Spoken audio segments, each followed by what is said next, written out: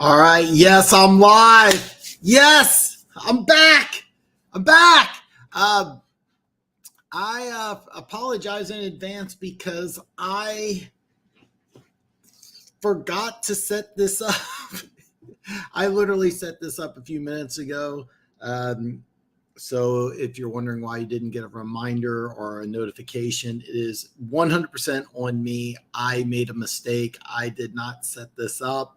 Last week, there was no show. I was in beautiful Las Vegas. I stayed at Caesar's Palace, and I will promote Caesar's Palace as much as possible because it was amazing. It is massive. It is great.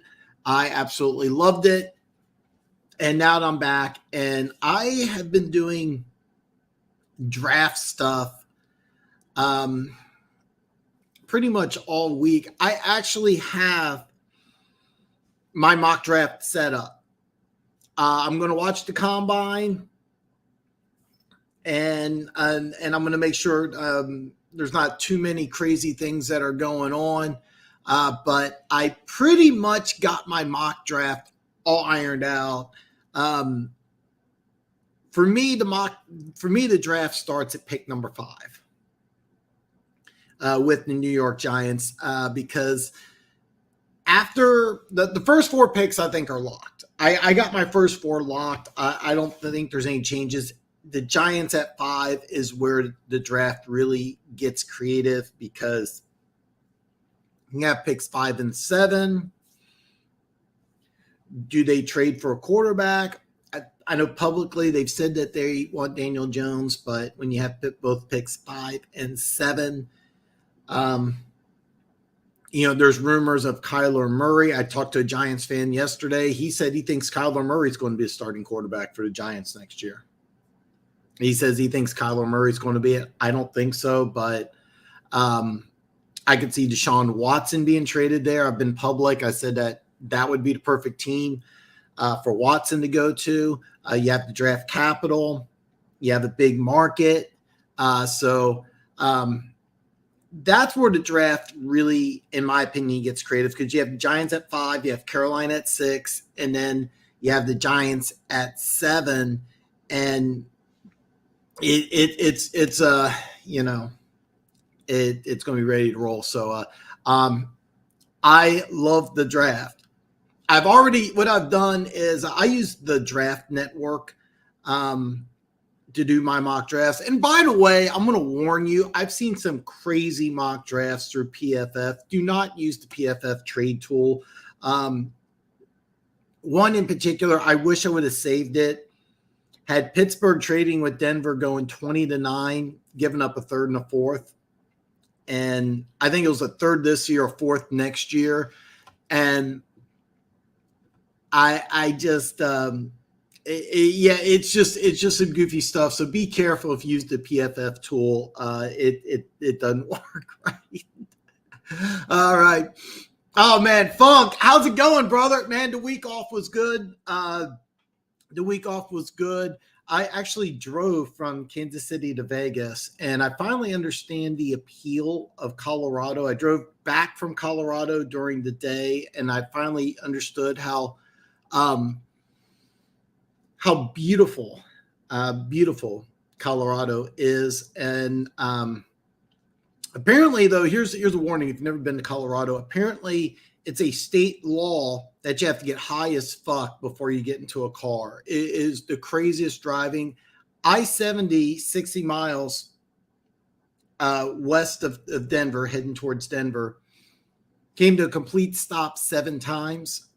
The interstate, no traffic accidents. It just came to a stop. I mean, the driving is insane. The drivers, I've never seen such bad driving in my entire life. So, but yeah, man, it was cool. It was cool. But yeah, I am very glad to be home. Very glad to be home. Alex, what is up, brother, man? I know you have to be excited for the draft. I'd love to hear what you think. I love Lovie Smith going to Houston Texans, and he has returned. He is ready for the draft. I am ready for the draft. If you think the top 4 are locked, I have to hear it. But dude, I'm sorry, man. I'm making you wait. My first video I should have opened. My first video will come out March 7th, and I will open up with Jacksonville. And then Tuesday, of course, will be Detroit Lions at 2. I'll make 2 videos for Detroit. Every team that has 2 picks, I'm going to do 2 videos for. In Philly, they pick, 15 and 16. I'm going to do that together. I'll do 15 and 16 together. And then when they pick at 19, I'll do that. And then as free agent interferes, I will make videos, trades, and I'll post updates. But every Monday through Friday, I will release a new video. And but I really think 1 through 4 is locked. I got 1 through 4 pretty much locked up. I really think 5. And I'll tell you that I'm gonna tell you this right now. My Giants picks at 5 and 7 are curveballs. I really think 1 through 4, I don't really expect. Well, you might argue. I will tell you this. Me and Luke G do disagree, but the Giants picks at 5 and 7, I throw some curveballs. I will tell you that. That's where I really got the draft going in a different direction. I don't expect people to agree with the Giants picks, but yeah, I really believe 1 through 4 is pretty much locked. I got the Blitz predicts, man. I apologize. I should have reached out to you. I did mention this though on my Super Bowl show. I did mention your plus 1,000 bet for overtime. I was wanting that because I had Cincinnati. I had Cincinnati money line, so I was hoping for overtime, and I thought that would have been great. But yeah, man, yeah. I have been just diving in. What I've been doing is I'm a Chiefs fan, so I've done the Chiefs a couple times. I've done Buffalo. I've done New England. I've been picking a bunch of teams. I like the Draft Network's draft tool. Again, if you use a different source, great. But if you use PFF, the trades are just insanely stupid. They don't even make sense. So just fair warning. Dan, what's your opinion of the combine, how it affects the draft? It's come down to a lot of scrutiny lately due to how players who shouldn't get high draft considerations get their talent over-exaggerated. Hey, Alex, this is a great point. And the combine, I think, is huge. I think the combine is huge. And you see this almost every year that there's a player whose draft stock just skyrockets either up or down through the draft. The most famous thing for me was I remember Dontari Poe. The Chiefs took him in, I think it was 2012, took him 12th overall. He was a 3rd, 4th round pick, and he goes to the combine. He weighs in, I think, at 346, and he runs a 4.84, 4.86, something like that. But in combine, the 4.86 at 340 plus is insane. But what blew me away was the drills. He looked like a linebacker. I texted my buddy. I'm watching it, and I texted my buddy, and I'm like, dude, have you seen this guy, Dontari Poe? And the Chiefs did draft him. And before he had back fusion surgery, actually, he struggled year 1 in Kansas City. They went 2-14. Of course, he got fired. And when Andy Reid came in, his first 2 years in Kansas City, he played lights out. It was amazing how he played. Then he had some back fusion surgery. It was supposed to keep him out for a whole year. Didn't miss a game, but he was never the same guy. Never the same guy. But that was a guy who the draft really helped. And then Lions fans probably remember a player by the name of Tease Tabor a couple of years ago. He was supposed to be the number 1 player, a number 1 corner coming out of the draft. A lot of teams had a top 10 pick, and he went to the combine, ran a 4.61. That hurt, but what hurt even more is that on his pro day, he ran a 4.75, and then teams started looking at his tape. The Lions took him, I think, at the bottom of the 2nd round. He wasn't that good of a player. And the combine and the pro day showed that he wasn't the same talent that you saw on on paper. Matter of fact, one guy told me Chris Olave, the Ohio State wide receiver, is going to run like a 4.6. That will kill his draft stock because he's expected to run in the 4.3 range. So what's my opinion? I think the combine's huge. I think the combine is huge. Now, if you're a top player and you want to sit out and just wait for your pro day, I like that from the player standpoint, but as a fan of the draft and a fan of the combine, I hate it because I want to see these guys run. I want to see what they can do. For those of you who do not know, you'd have to YouTube it. But Chris Jones actually had a wardrobe malfunction during his first 40 time, which was kind of funny.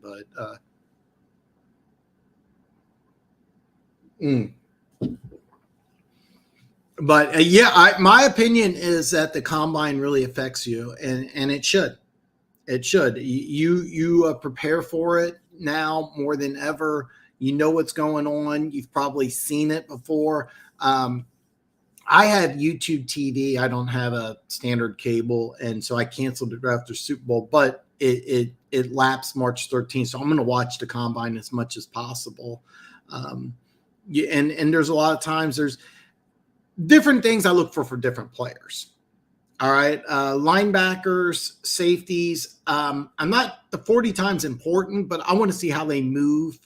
I want to see how they covered. For example, Michael Sam, he got a lot of publicity because, he was coming out, and he was coming out as, being homosexual. And I remember a lot of people thought he could go in the second, third round. And I watched him at the combine, and he couldn't move. I mean, he did the back pedal. He almost fell down. He couldn't move his hips. He would have to be a pure defensive end, and he was like at 250, where before people were looking at him as a 3-4 outside linebacker, and I think he ran like a 5 flat. He had no mobility, and people were like, "Oh, he's getting blacklisted," and it had nothing to do with it. It had to do with the combine and the drills. So, I think it's important. I think the combine's important, and I think it should be important. If you prepare months for this, and there's several players that sat out the bowl games and they need to perform. Quarterback is huge. Jalen Hurts, for example, I knew coming into the combine process, he had like a 5th round grade. He looked awesome in his drills, but then on the whiteboard is where he really raised his draft stock up, and he earned a 2nd round pick. So how do I think? I think it's big, and I think it's important. And the players that sit out, I get it, I understand, you've earned it, but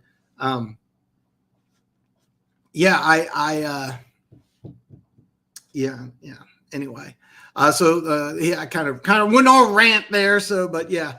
PFF, I cannot stand PFF.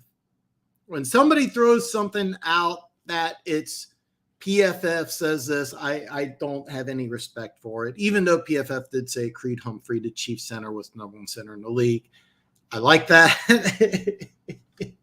But I don't see it. So.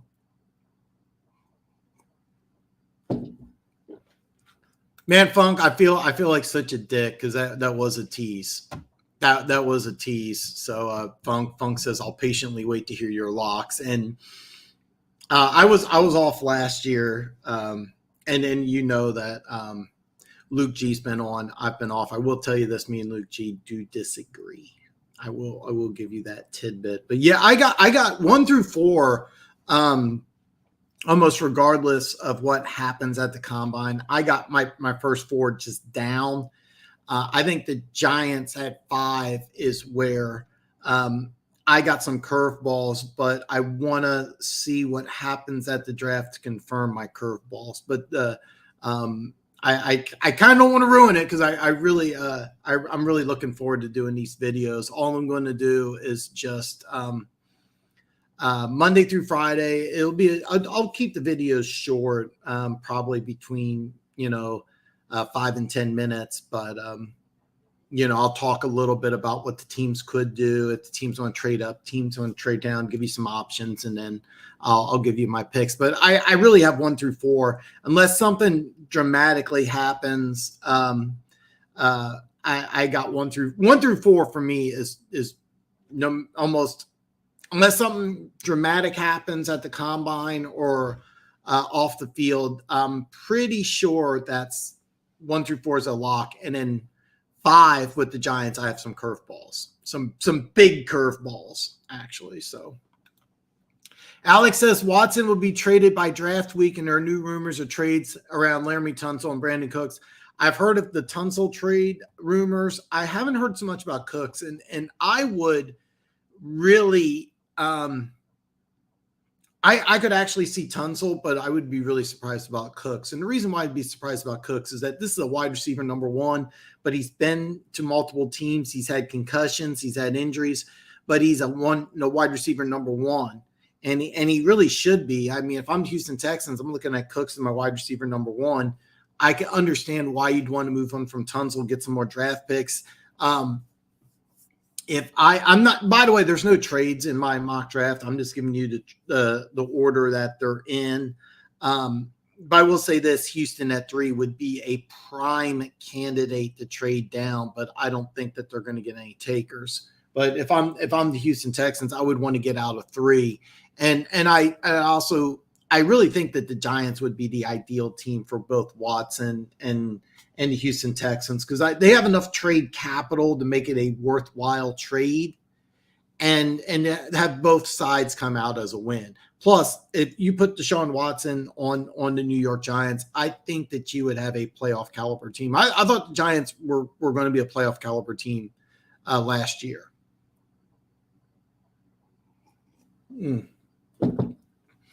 But I'm looking forward to seeing. I don't get me wrong. I would love it if Watson returned to the Houston Texans. I think that would be great. But as a football fan, I'd love to see Deshaun Watson in an NFL uniform just playing. And I was also blown away by Davis Mills. I thought Mills just has elite arm talent. I say elite. Maybe elite's too strong of a word, but top 10 NFL arm talent, just wonderful talent. And I would love to see him work with Cooks and moving Tunsil, it may not be that bad of a decision. So Denver Gator, what's up, brother, man? I should have hit you up. You did not tell me that nobody knows how to drive on I-70. I drove driving home. I hit rush hour traffic near about 60 miles outside of Denver, and I was like, what the fuck is this? But yes, I should hit you up. But it's time for the Underwear Olympics. Can't lie, I love this time of the year. Combine draft, free agency, rumors, division, playing the GM for your team. Let's go. Absolutely. And what I've done for this episode is I'm kind of just going to give you kind of a rough idea of what I do for every team. And I decided I'm just going to break it down by division. I just use a simple plus minus, and I just go by win totals because I'm looking for the win totals when I do my over-unders. I did make a profit on my over-under for the year totals, but I didn't make a profit for the whole year. I made some big bets, specifically one big bet. I bet $500 on Washington and the Chargers. I had Washington winning. Of course, the Chargers won. And I ended up losing a few $100 for the year. But my over-unders, I made 3 big bets. I went 1-1-1. Of course, San Francisco was my biggest one. Ended up pushing because the Rams couldn't hold on to that 17-0 lead. Still mad about that. Yeah, but yeah, I love this time of the year. I've done multiple mock drafts, and I wish I would have sent that to you because I think I saw it on. No, I saw it on Facebook. I should have took a snapshot, but yeah, if you traded with Pittsburgh and you went down to 20 for a third, and I think a next year 4th, I could see you just being beyond pissed. And somebody actually commented and like, this is actually realistic. And I said, me shitting gold bars is more realistic, and it is. So Alex, clean out house and start from the bottom. That's kind of what they're doing, man. That's kind of what they're doing. The only people that remain are Once and Tunsil when it comes to major players from O'Brien. Yeah. Yeah, and by the way, Tease Tabor was before the combine. He was the number one corner. I mean, he was like a top 10, top 15 pick. There wasn't really a corner number one. And I remember you got him in the bottom of the second round. I was like, oh yeah, this is going to be a good player. And no, he looked like the player at the combine and at the pro day. He couldn't play. And if you watch this tape, he had some good tape. He really did, but he looked like that 4.75 guy.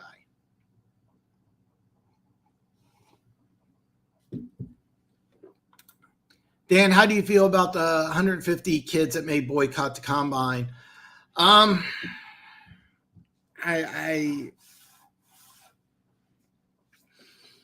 look, this is an opportunity where you can make life-changing income. And if you're going to boycott it, it's just silly. It's just silly. Don't do it. I mean, look, whatever reason, Jeff, just don't do it. Look, man, Dontari Poe, let's say he boycotted the combine and he was a third, fourth round pick. All right.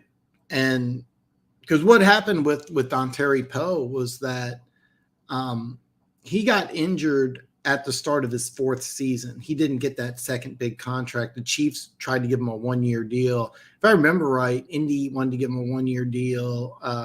And he kept on passing on these 1-year deals. He thought he was going to get a $60-70 million deal. He ended up not getting it. He never made big money again. Now, keep in mind, he signed, I think, like a 1-year, $7 million deal with Carolina, and then he ended up getting cut. I think Dallas cut him this year. But he ended up making first-round money by that combine, and that's life-changing money. Being a third or fourth round pick's not life-changing money. And the difference between pick number 32 and pick number 33 is millions of dollars. If you're going to boycott the combine, I would strongly recommend you don't do it. And it sucks for fans. It sucks for fans. So if Jones would have taken a little bit yeah.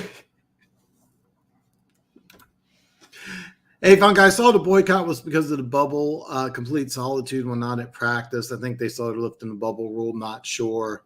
I would definitely recommend that you roll the dice. If you're one of these kids, roll the dice. Just, it's life-changing money. You will make pick number 32 will make over $1 million a year for that contract. You don't make that same money at pick number 33. So personally, I do not want Cooks gone. I think he should. Combines. It's actually funny. Brandon Cooks is a funny story. He had the best time at the combine, and what the deal was is I think it was Adidas. It could be Nike. Gave $100,000 to the person that had the top time, and it was Brandon Cooks. But he wore the wrong shoes. He wore the competitor, so he didn't get the $100,000. I don't know if they still do that or not, but I'll never forget that. And I loved Brandon Cooks. But yeah, I'll never forget that. He ran a 4.33. He had the best time. He would have won $100,000, but he wore the wrong shoes. So yeah, I love Brandon Cooks. If healthy, he's a legitimate game-changing number one wide receiver. Game-changing number one wide receiver. And so yeah, I love Cook's game. I would love him in Kansas City. He's a game changer. It's only issues with him. It's just been health, but I love Brandon Cooks. And that's also a great draft story. Gave up 100,000, wore the wrong shoes. I'd be okay with a Tunsil trade. Titus Howard doing a great job at LT when Tunsil went down with a thumb injury. Be easy to name his replacement still. Yeah, and that's another thing. Titus Howard. I forget the name of the school he went to, really small school. I think it was a Div 2 school, but he'll be on the left side if you do move. I would prefer Tunsil be on the left, Howard on the right, and in your offensive line set, because let's say you do trade Tunsil, you got to fill that hole. And yeah, I know you did it last year, and it wasn't, and it worked out on the left side. I don't know off the top of my head what the right tackle, who played right tackle for the Houston Texans, but with Howard on the right, Tunsil on the left, don't change anything because you need to add players. They re-signed Rex Burkhead, smart move, one of my favorite players. And if you keep Cooks, you have a legitimate number one wide receiver.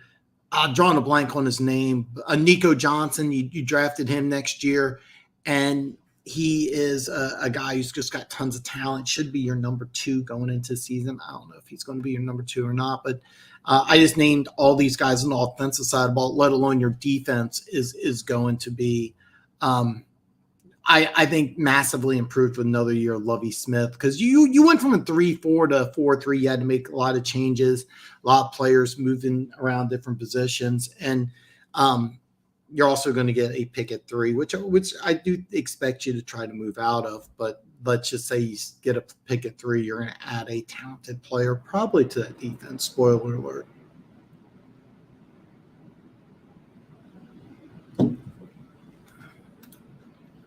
People say the Lions won't be able to trade a pick, and now everyone is huge on the 2 edge guys. I just think it's funny. These kids are so amazing. The Lions have to take one, but no one would move up. The reason why you wouldn't move up is because the 2 edge guys is because you got 2 of them. And now if both of them are gone, that's a different thing. But more than likely the spot, let's say you want one of these 2 edge guys, the spot that you would want would be number 3. And that would be easier to move up than it would be for 2. And then, like you and One Pride and Luke have said, Hamilton's in play. And we're going to see with the combine if Hamilton does do workout and do all the working out and everything. He's really in play. I'm not one of these people that say Hamilton can't beat a pick at 2. I'm not saying that at all.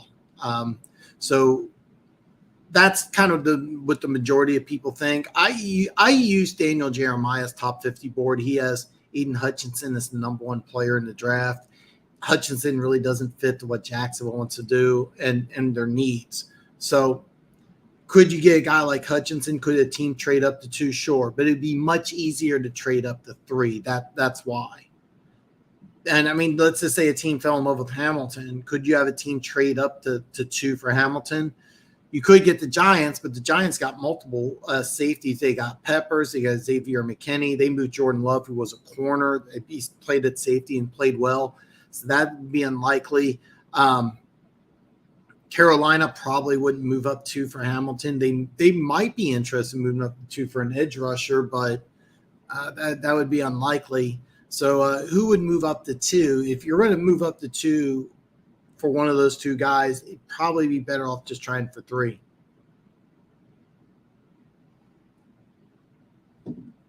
I will say this is that I know you're not as high on Hutchinson as a lot of people.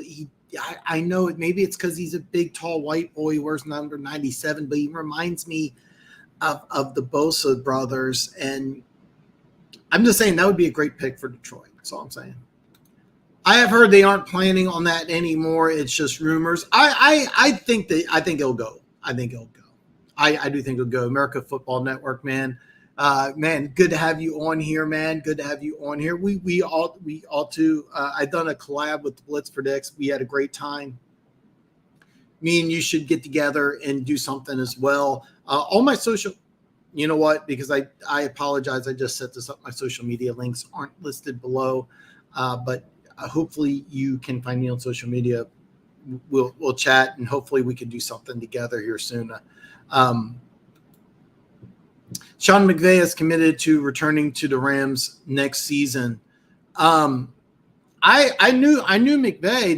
The rumor was that Donald was talking about retiring if he won the Super Bowl, and he's kind of walked it back. And Now he says, well, he'll definitely come back if I get OBJ and Von Miller. And I'm just going to level with you. I don't think that's going to happen. The Rams are in a real tough spot because they're very high over the cap already, and they really need to make some cuts. So that's kind of the issue. But McVay was always committed. I always thought McVay was committed to coming back.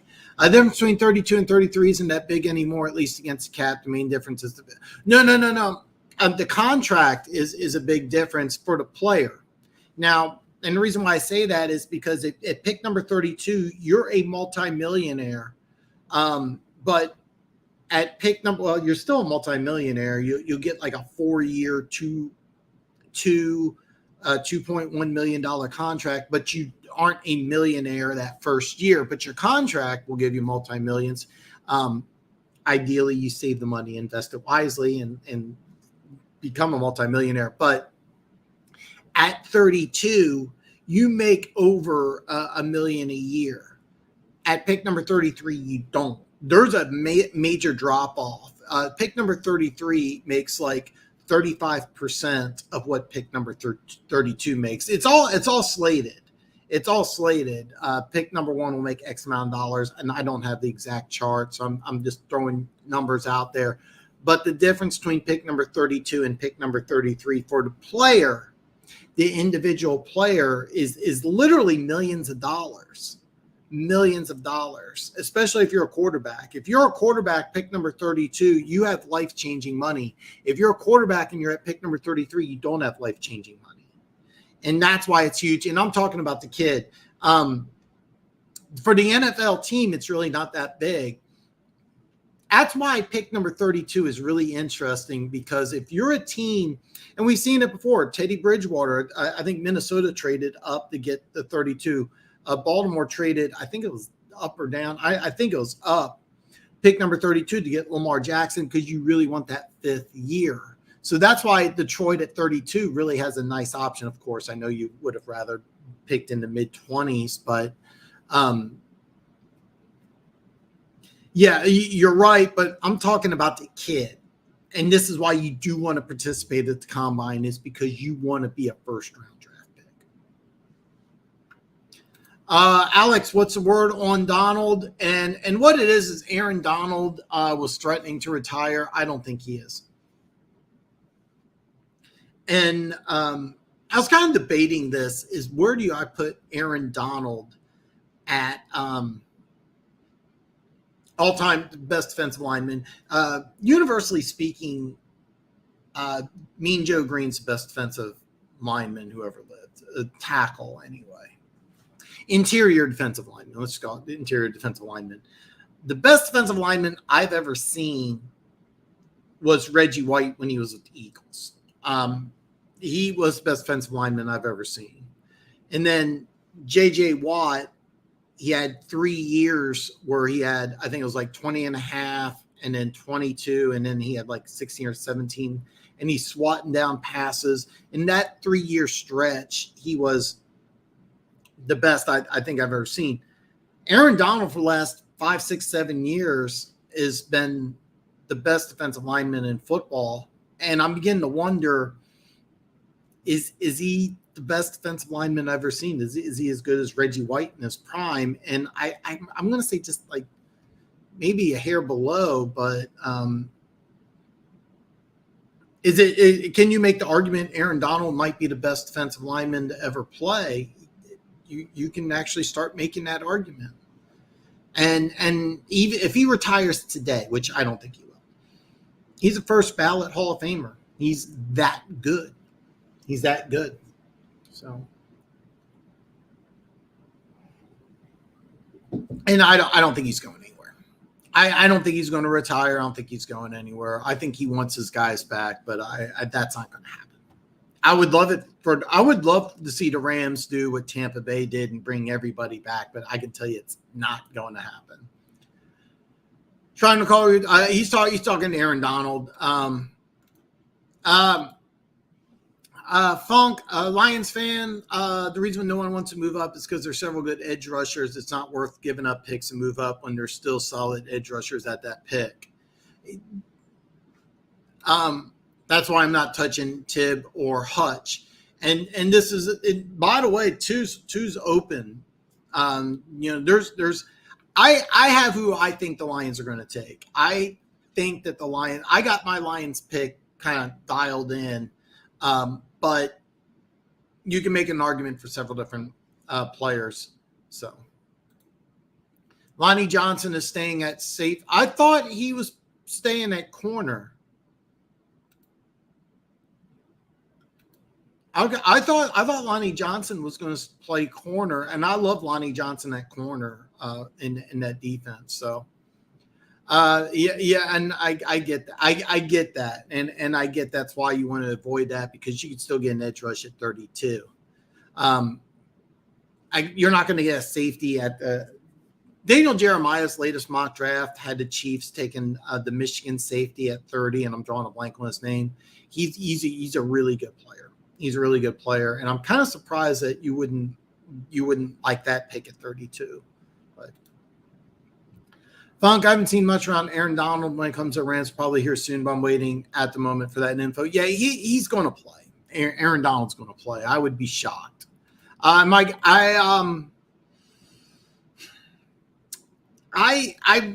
here's the problem. I'm going to give up cable. I just have YouTube TV till the 13th. I paid attention to the draft and I've been trying to pay attention. By the way, the uniforms came out. The uniforms are really cool. The uniforms are really, really cool. If it comes, I don't know the schedule off the top of my head. If it comes out, they start playing. I don't think they're playing before the draft because I know that, YouTube TV, my monthly contract will end on the 13th, and I won't have access to basic cable. So I'm actually going to watch the draft on my computer, and I have a kind of a method. I'm not going to show you because I got stuff on top of it. But I have a notepad, and then I have an A minus, B plus, B, and what I do is I kind of just put the teams and. I got kind of a system, but I'm gonna watch a draft on my computer. So, I don't know when it's starting, but if they play their first game while I still have YouTube TV, absolutely I'll watch it. Absolutely, I'll watch it. I'm very glad that it came out, and I think that it's smart what they're doing is working with the NFL and giving players an opportunity. I think it's smart.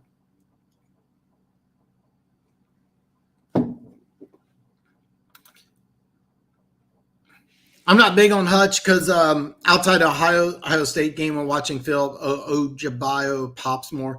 Ojebayo's interesting too. He's a guy I think that could really surprise, and he could really surprise and end up in the top 10. I got him going in the first round. I'm not going to say where. I'll reveal this. I got him in top 20. I like that kid a lot. I really do. Yeah, the USFL did a full draft, and their uniforms are really cool. I don't know when they're playing, but I think my my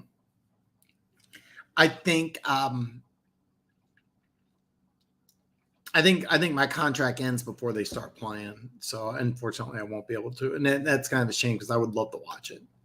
Yes, get in touch with me if you.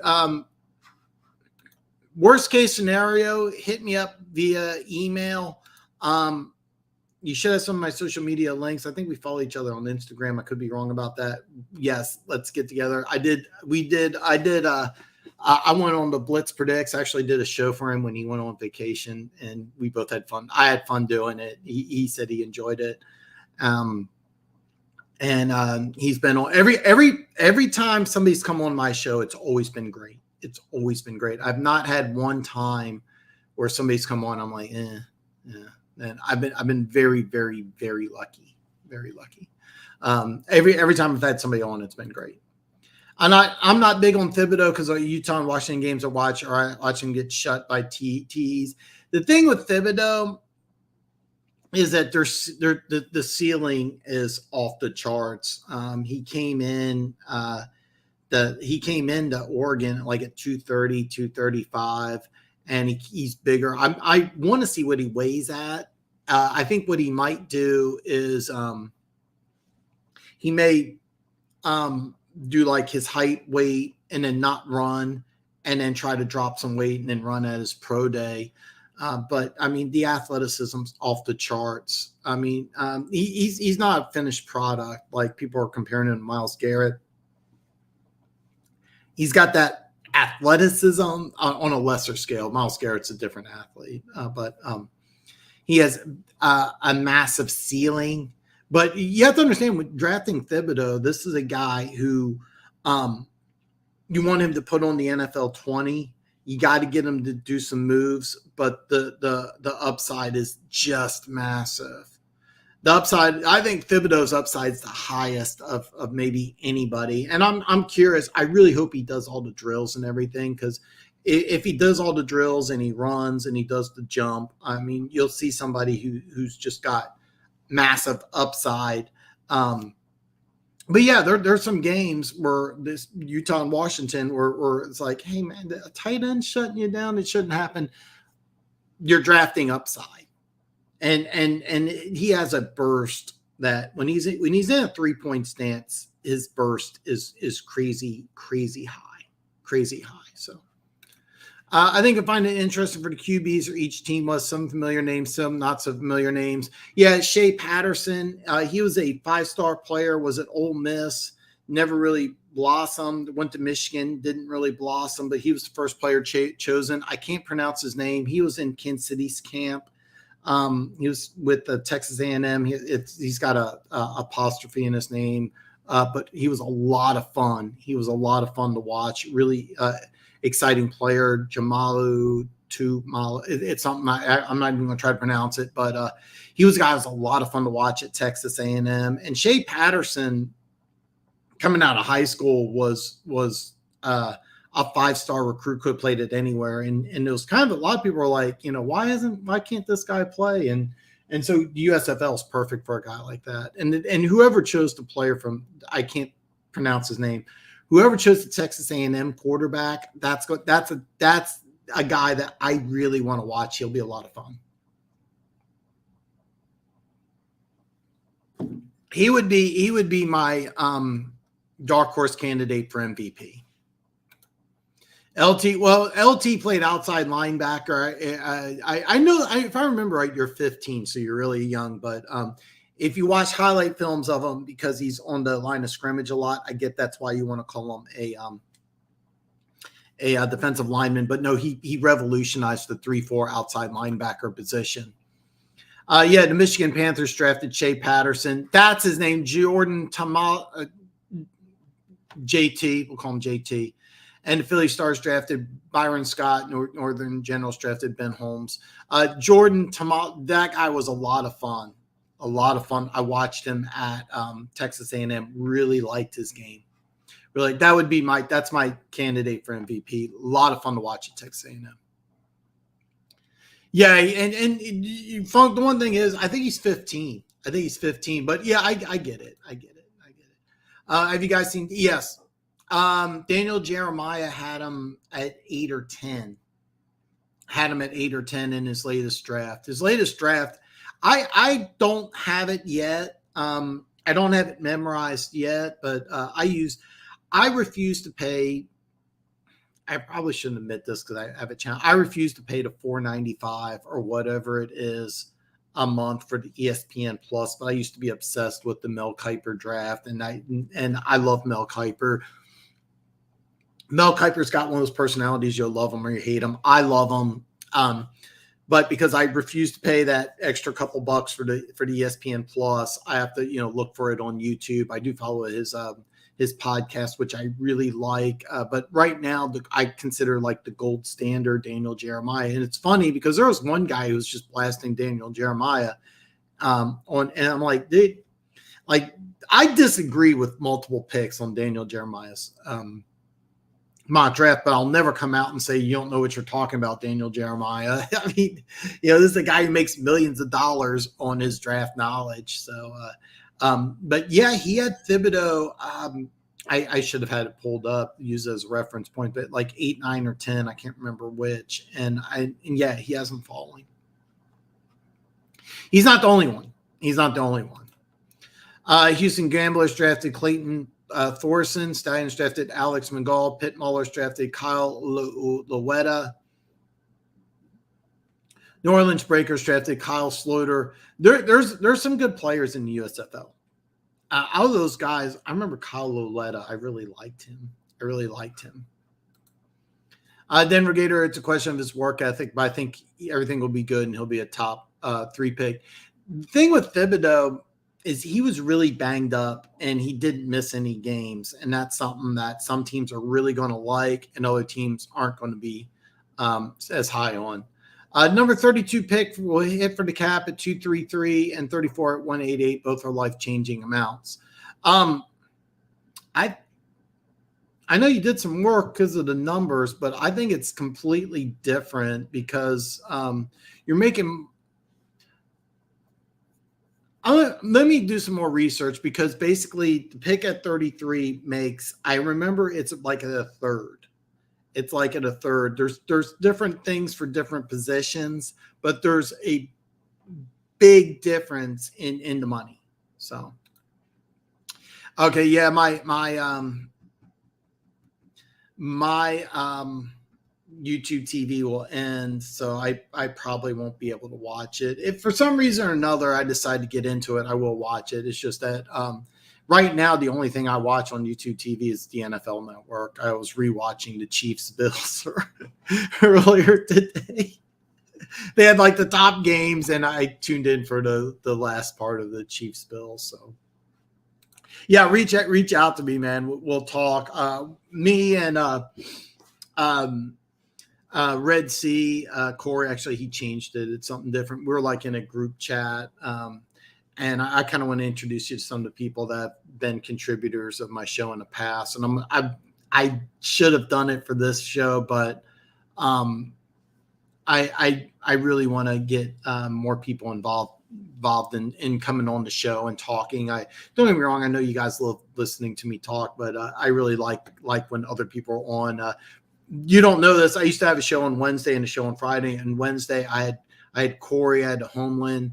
I had Big Chief Sean, and it was funny because Homeland he goes to Appalachian State, but he's a New England Patriots fan.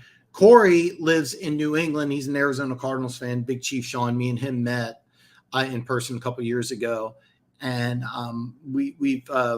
I've been on his. He was nice enough to have me on his show. I've had him on several live streams, and he actually called OBJ going to the Rams, and I was like, no, that's not going to happen. That's wrong. And anyway, every time I've had someone on the show, knock on wood, it's been great. Is there an over under for Kenny Pickett hand size? I'm putting in 8.5 inches. Who's betting? LO.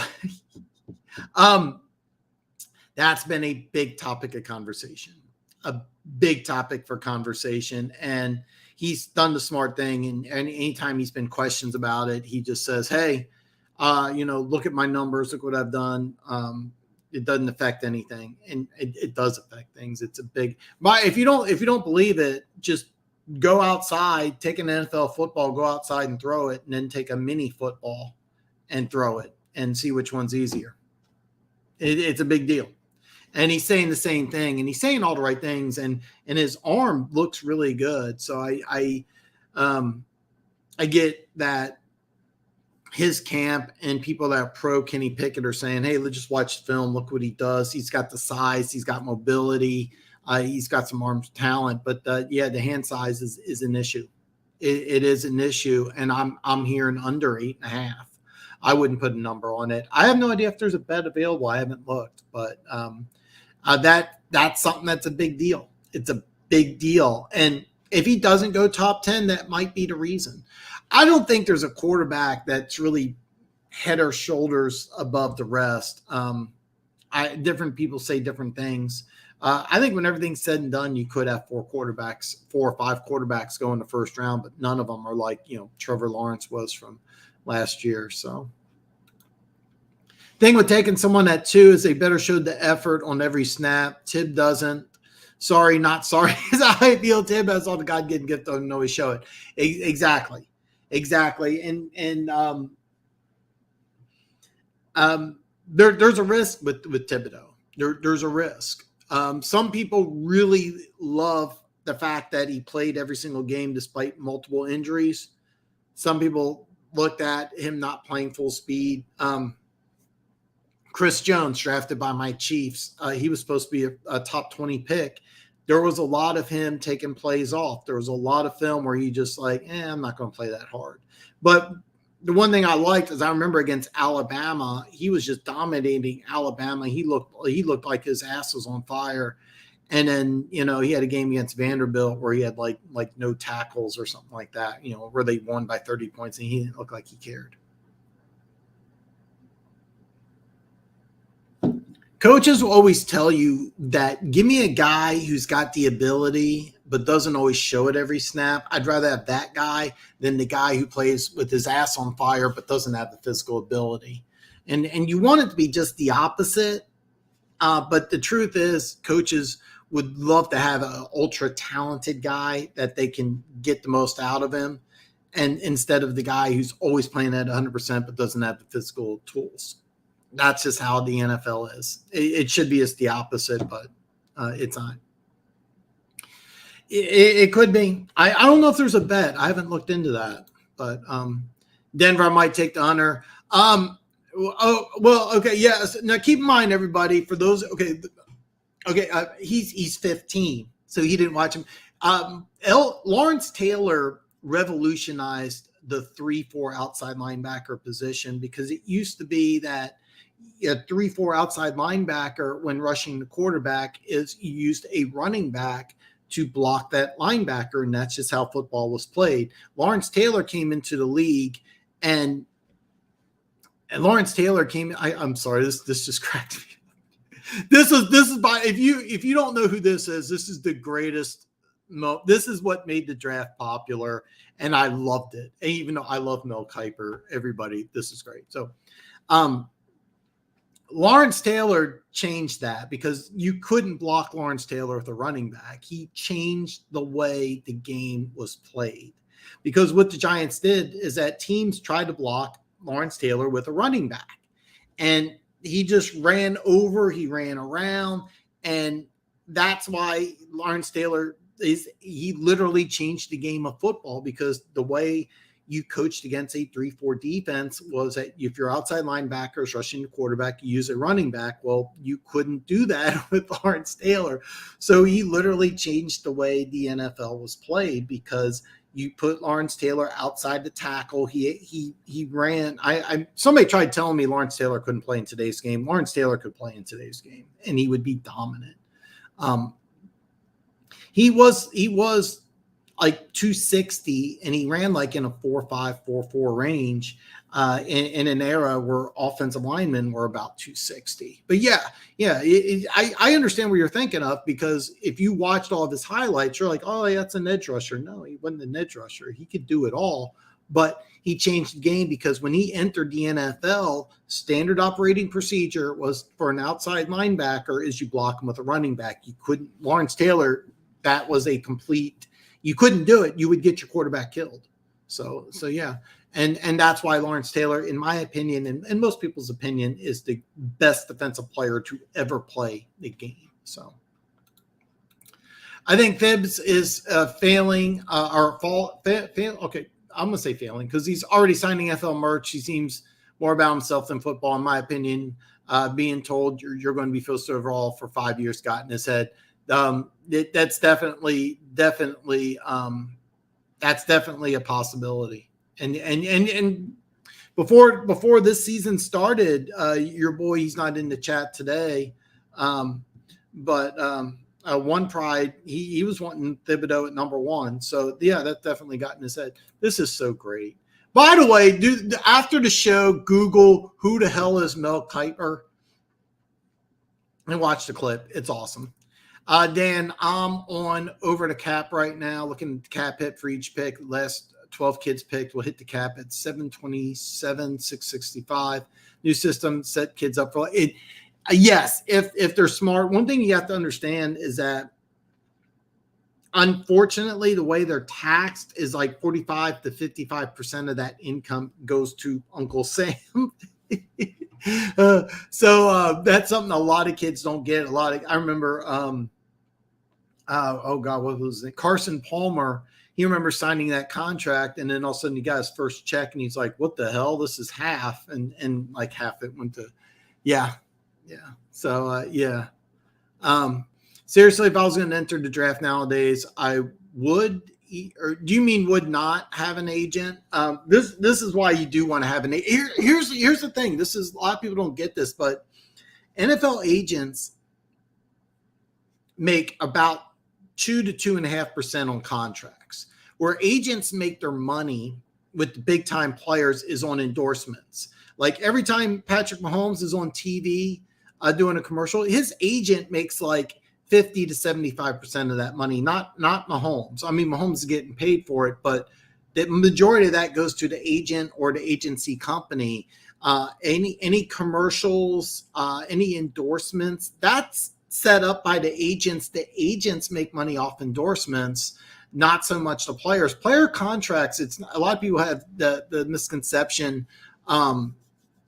that they're getting 10 to 20%. No, they basically only get like 2%. And the reason why is it's pretty much slated at you even down to later picks. Like if you pick your pick number, I don't know, 175, it's already slated how much you're going to make. There's really not too much into that. But agents don't make a lot of money. They make a very small percentage. However, where agents make a lot of money is on endorsements. So like whoever's representing Aaron Rodgers or Patrick Mahomes, they're cleaning up every time they're on TV. Mel Kiper said Calvin Johnson was going to bust. Good grief. I'm not saying he hasn't made mistakes, but as far as I'm concerned, Mel Kiper can give a analyst on an analyzation of 25,000 players in the history of the NFL. His mind's like an encyclopedia. Listen, I've made mistakes. You probably made a mistake once or twice. I'm not saying he's perfect, but as far as the draft, I consider Mel Kiper the gold standard. However, I refuse to pay the $4.95 or whatever it is for ESPN Plus. So yeah, I refuse to do it. Yeah, American Football Network. I've been saying this for a long time that I want to do a retro show and talk about like everybody. I was going to say 2002 would be the latest or earliest, and just talk about like 50s, 60s, 70s, 80s players. I've been saying this for a long time and I haven't done it because there's a lot of great players that you've probably never heard of. Like for example, I for years I've said, and I may change my mind about this, but I've said the greatest quarterback of all time was a guy by the name of Johnny Unitas. You probably never heard of Johnny U. In today's game, he would be dominant. The things that he did, if you've ever, Johnny Unitas came up with the 2-minute drill just out of the blue. It was in a 1958 championship game. They were down by a touchdown with under 2 minutes left, and nobody ever did this before. The referees didn't even know what to do because they just lined up and they said, okay, we're just going to go. And they just started throwing the ball down the field. And then they forced overtime. Nobody even knew what overtime was. The first ever overtime game was the 1958 championship game. The referees had to like pull out the instruction manual and look up what to do if a game ends in a tie. And then they moved the ball down the field using the pass, which in 1958 teams didn't do. People really criticized Johnny U because on a 2nd and 7, a second goal to go from the 7, he audibled from a run to a pass. You can call your own plays. And teams were like, you don't do that. You just run what's – he's like, no, I knew because the guy, he was lined up inside and we were running an out route. And that's standard practice in today's NFL. Johnny, you just came up with that on the fly. They just made it up, literally made it up. So it's that. And if you look back, Johnny U had a lot of different things, but Jim Brown's the greatest running back ever to play. That's an undisputable fact. Yeah, and anyway, I'm rambling, but yeah, one of these days I'm going to have a retro show and talk about players. There's a guy by the name of Wes Chandler, Charlie Joyner, Kellen Winslow, Air Coryell Chargers. You probably haven't heard of those guys, but that's kind of what turned me into a football fan. The 1981 playoff game between the Chargers and Dolphins. I actually saw something on social media. That was the only game where both quarterbacks threw for 400 yards. And the Dolphins quarterback, it was a backup quarterback. David Woodley was replaced by a guy by the name of Don Strock in the second quarter, and he threw for over 400 yards in that game. And so, yeah, that game turned me into a football fan for life. But yeah, I actually did a video list. I think I've taken them both down, but top 10 running backs of all time, top 10 Super Bowl teams of all time. And worst thing, I think even though they're private, I might be able to send those to you. Both, it's 10 videos.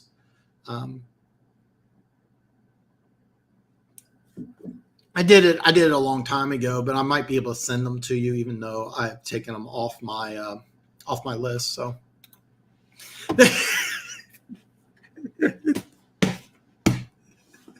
oh God, this is awesome. The only reason LT would struggle today is because they actually should. You know his son is I don't know the crime, but his son's in jail for life. I think it's a murder charge. It was something over a drug deal, I think. I'm not 100% sure, but yeah. Yeah, Lawrence Taylor was famous for partying, but yeah. I have a huge issue with this fact that edge is become the go-to for people when they talk about 4-3 defensive ends and 3-4 outside linebackers. It feels like lazy reporting to me. No, it does to me too, man. I like, for example, me and you talked about this and we disagree. Like, you think Thibodeau could be a 3-4 outside linebacker. I think he's a pure 4-3 defensive end, but he's listed as edge. And I do agree with that. It is lazy because I think they're two completely separate positions. If you play a 3-4 outside linebacker, you do a lot more. Now, keep in mind, a 3-4 outside linebacker essentially does play defensive end on nickel dime situations oftentimes. But yeah, I agree 100%. I 100% agree with you, man. Dan, here's what's funny. I have Hulu and Disney, but not the ESPN, which if I bundle all three, it costs the same. Really? You know, I normally don't do this, but I sent a message to my buddy. I don't have Hulu, but I have something called Plex. And there's a show on Hulu with Steve Martin and Martin Short. It's Only Murders in the Building. And I ended up watching like all 10 episodes. Like, I watched like 3 or 4, and then I went to bed and I had off that day, and I watched like the remaining 6 all back to back. It was just amazing. I won't pay for Hulu, but I was on Plex, and I was like, Steve Martin, Martin Short, we're about the same age, so you know who these two guys are, and it was a really good show. I was kind of blown away. I don't watch a lot of TV outside of football, but that Hulu show was amazing. It was really, really good. Steve Martin, Martin Short, just amazing. Yeah. Barry Sanders' father said at Barry's Hall of Fame introduction, and a lot of people blasted him, but he said the truth. He said that he goes, Barry Sanders is the third best running back of all time. And he said that it's Jim Brown, Walter Payton, and Barry Sanders. And for the longest time, I argued that. I thought Barry Sanders over Payton. But here's the argument I would have is that Earth versus the Klingons for Earth domination. Who do I want as my running back? If everything's the same and you're going to give 30 touches, do I want Walter Payton or Barry Sanders? And I was like, well, Payton's a better blocker. He's a better receiver. If a pass was going to be intercepted, who would be more likely to run the player back? Better punter, better quarterback, halfback pass. The world's on the line. And I was like, man, it's Payton. So when when I did my list greatest running backs of all time, it's Brown, Peyton, Sanders, but 4, 5, and 6 you could just throw up in the air, and you can pick anybody. So if you think Thib is a 4-3 guy, yeah, I do think he's a 4-3 guy. And I almost give you a spoiler alert. I think he would fit in Detroit. And I think that let me see. Yeah, I'm sorry, your comment cracked me up. I think he does fit in Detroit. And I think that one thing Detroit would like about Thibodeau is that he played hurt. So Gary, what's up, man? Can you see Kayvon Thibodeau being a fit for the Giants? And do you think he'll be available at pick 5? There's a lot of mock drafts where he's falling down. Does he fit for the Giants? He does. But one thing is that I really loved, I can't remember his first name, but Ojari. You got him in the 2nd round. I thought he would go early. I think if I remember right, I had him going top 15. The Giants got him in the 2nd round, and he's a guy that I love his upside. I love his upside. I know you're a Giants fan. I'm going to warn you right now. I got my picks 1 through 4 ironed out, and the guy who I got going to the Giants at 5, it's going to raise a lot of questions. I think the guy who I got going to the Giants right now today before the draft, the guy I got going to the Giants at 5 is my first major curveball. I'm gonna give you that. I'm starting March 7th. I'm gonna start my videos, and then once I release the videos, then I can talk about who I will have going where, and I kind of want to do it then. I don't want to tell you, but I'm going to let you know the Giants at 5 is my first big curveball in the draft. So I love Steve. Oh God. If you're me and Funk's age, you know that Steve Martin and Martin Short did a lot of things together. And that show on Hulu is amazing. It was really, really, really good.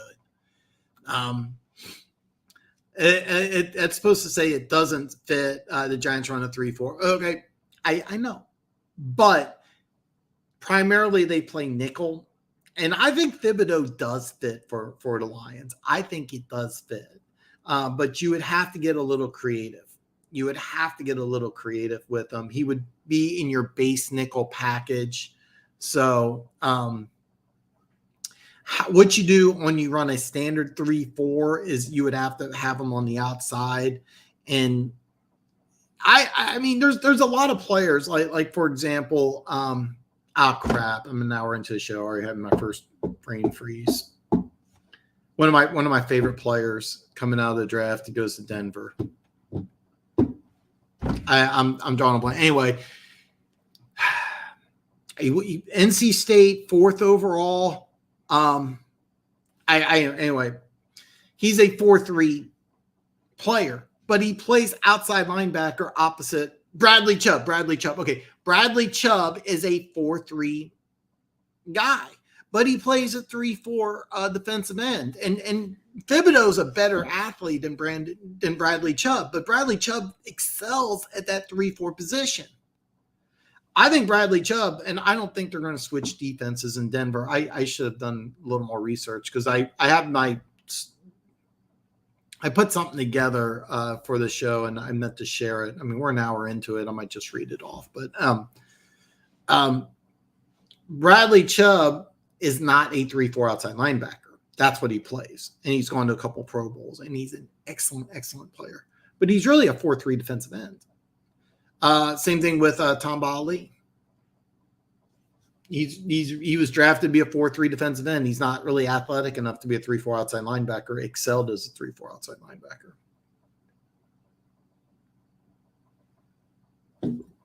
But if I'm Thibodeau, I would want to be if I'm Thibodeau, I would probably want to play on a scheme that's a 3-4, keep me way outside of that tackle. Because I think that as of right now, when he enters training camp, he's going to be about 255, 260. Year 2, he might want to be a 4-3 defensive end and just rush the passer. So So, is the guy going to the Giants offensive? I don't want to tell you. I don't want to tell you because I don't want to tell you because if I tell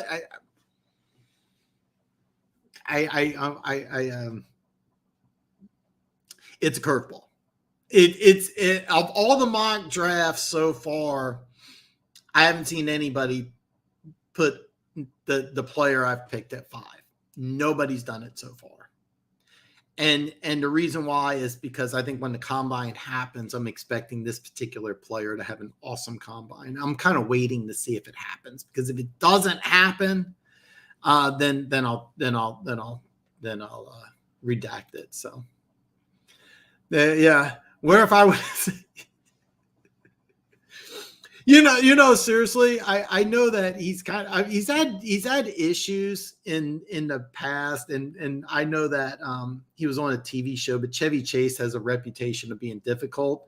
But they had a lot of cameos on that show, so I was begging for Chevy Chase to be on it, because they had a ton of cameos. I'll reveal Sting. Sting does a cameo. He's in I think a couple different episodes. But anyway, Sting's in it. There's some other big names. I'm not going to ruin it for you, but I was like, please let Chevy Chase be in it. Please let Chevy Chase be in it. And he's not. At least he's not in season 1. I think they're going to make a season 2, but it's a really damn good show. I didn't think I would like it, and I seriously couldn't stop watching it. It was really, really, really good. You don't see a Giants taking a QB. I heard the QB class is terrible and they have no O-line. I would draft O-line next year and draft a quarterback in a much deeper quarterback class. That's kind of been the standard operating procedure. Most people are doing mock drafts have that. God, I really want to.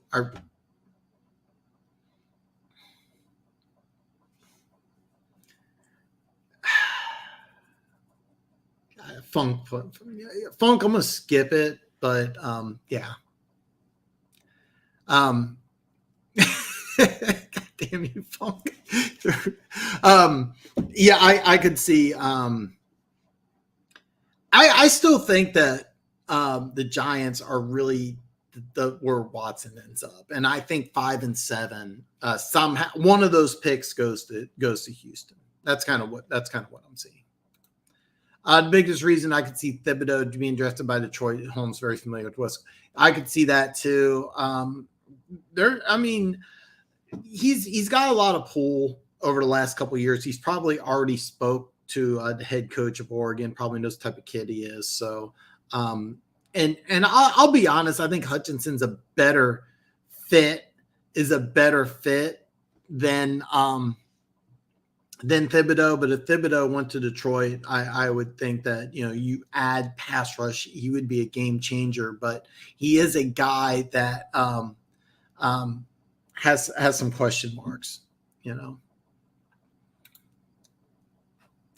Gary's my guess. He went with Treylon Burks. By the way, Treylon Burks is a guy that I think it's just going to blow up the combine. I'm hearing he's going to measure in at 6'3", 225 and run in the 4.3s. And I'm anxious to see what he does. He's a guy that I got circled on my combine. Like, I want to see what he does. Of course, the number one player is, oh shit. No, Kobe D. Kobe D. Yeah. All right, I am going to share my screen. I think I can do this. Okay. Okay, I guess I'm not going to do it. There's some changes. All right, I'm not going to do it live. There's some changes in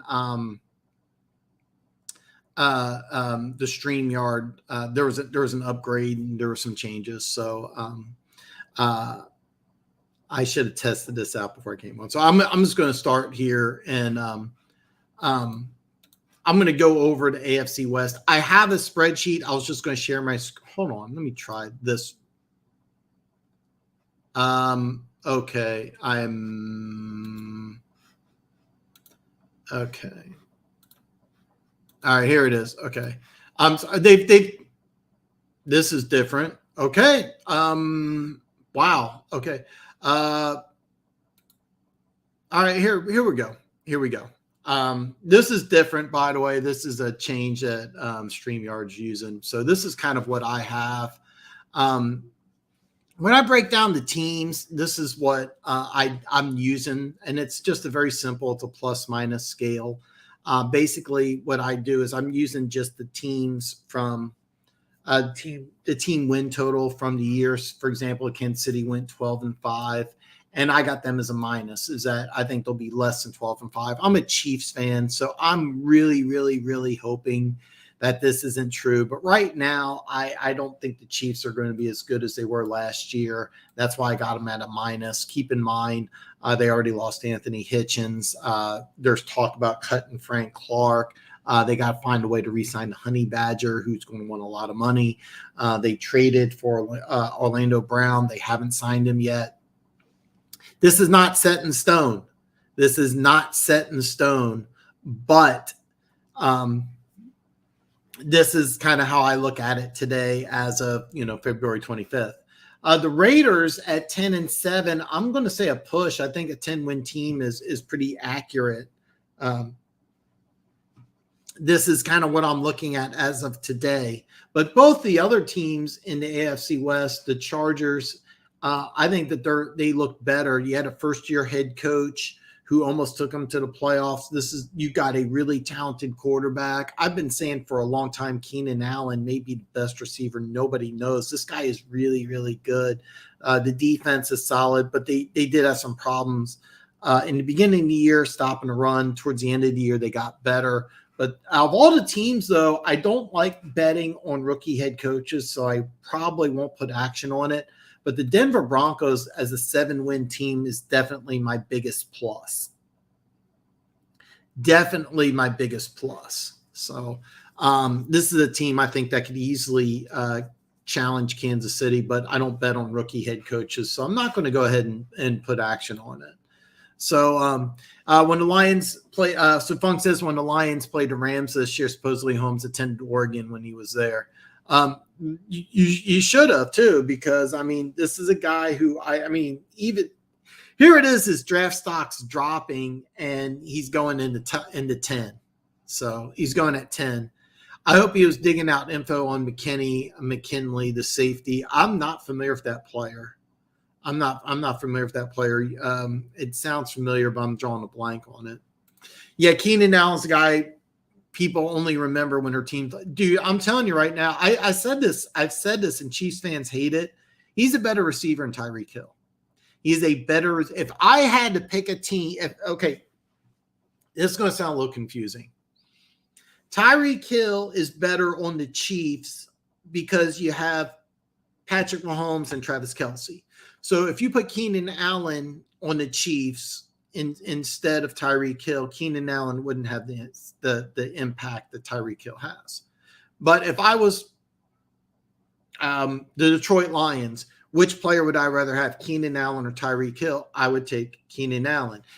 Any other team except for Kansas City, I would take Keenan Allen over Tyreek Hill. And Chiefs fans hate me for it, but I'm just telling you right now, Keenan Allen's dude. I'm not slamming Tyreek Hill. I think Tyreek Hill's a Hall of Famer. I'm just telling you, Keenan Allen is just amazing. I'm telling you this right now. This guy is a world-class receiver. This guy is really, really, really good. For the NFC West, this is kind of how I look at it. I got the Rams at 12-5. They're going to lose players, and that's why I got them at a minus. That's why I got them at a minus. And keep in mind, as free agency goes on, if they're able to re-sign the players, I would still have it as a minus because they're not going to be able to add anything to this team. There's been talk that Kyler Murray is not going to play. Even with Kyler Murray, I got him at a negative. I don't think that they're going to win 11 games. They're in a tough division. And I also, forget Kyler Murray. You have DeAndre Hopkins and you got J.J. Watt. Both those guys are past their prime, and now Hopkins is having problems staying healthy. And both those guys are going to eat up a lot of money next year. I just don't see. I'm not I'm not sold on Kingsbury. I want to be very clear about this. I have San Francisco as a push, but I got it as a push at 10. And I say I got them at a push at 10. This is not San Francisco push as NFC Championship. This is a push at 10. So when I look at teams and over-unders, I'm looking at push at 10, not push as second best team in the NFC. And then with Seattle, and this is a great comment Funk had. I'm gonna skip to this one here real fast. The Seattle start to blow it up, or they reload a little bit. I think they reload, and they started by getting rid of their defensive coordinator. I can't. I know the guy's name, and I'm drew a complete blank. Anyway, he ran the same defensive scheme that Dan Quinn ran when they had the Legion of Boom, and it's a very simple defense. It's base cover 2. It's very easy to understand. It's very easy to read. But when you had all that Hall of Fame talent with the Legion of Boom, it looked really good. I don't remember who the defensive coordinator is off the top of my head, but the fact that they are making changes at defensive coordinator, Russell Wilson will stay in Seattle despite rumors. And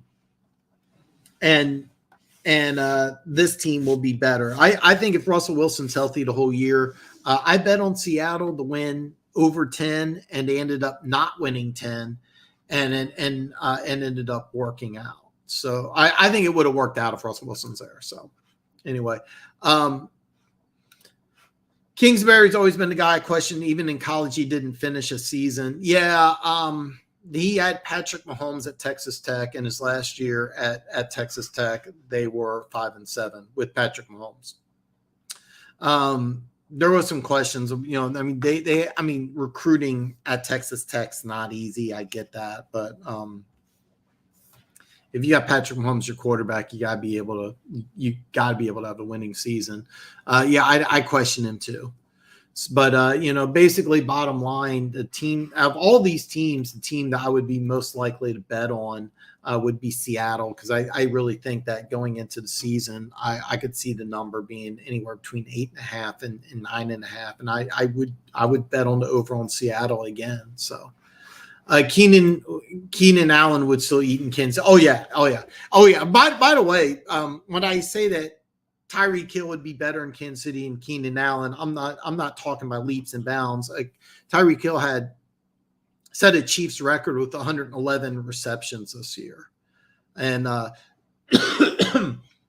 and what makes him dangerous is they can use him on end arounds. And then the game against he had 2 big plays. He returned a punt almost for a touchdown, and then he had that catch and run. Keenan Allen can't do that, but Keenan Allen would be so dangerous in Kansas City. What you would do in Kansas City is you would have Mecole Hardman be more of the deep threat, which he hasn't really worked out that way. It's been really weird. A lot of people are convinced Mecole Hardman's the Chiefs' number 2 receiver, and that's really not the case. But in Kansas City, the reason why Tyreek Hill would be better than Keenan Allen in Kansas City is because you do have Patrick Mahomes, who's got the big arm, and you also have Travis Kelce, who's going to be in the Hall of Fame. So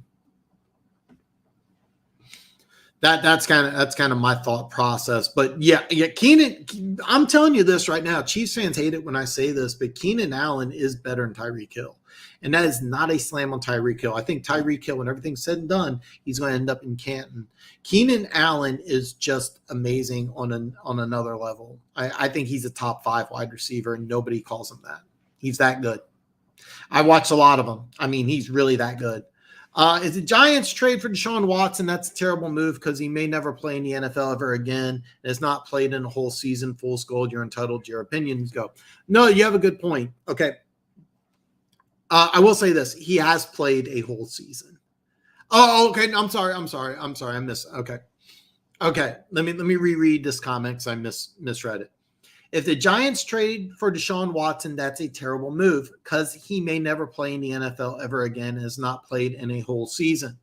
Fool's gold. You're entitled to your opinion. You go. Okay, Gary, this is the whole reason why I created this channel is I want smart people like yourself to come in and say something different than what I'm saying. I never want this to be a show where I have an opinion and I'm right and you're wrong if you disagree with me. That's never going to be this case. Okay. Gary's a Giants fan and a Chiefs fan. And Gary's had some great stuff in here. So I love when Gary joins into the chat. All right.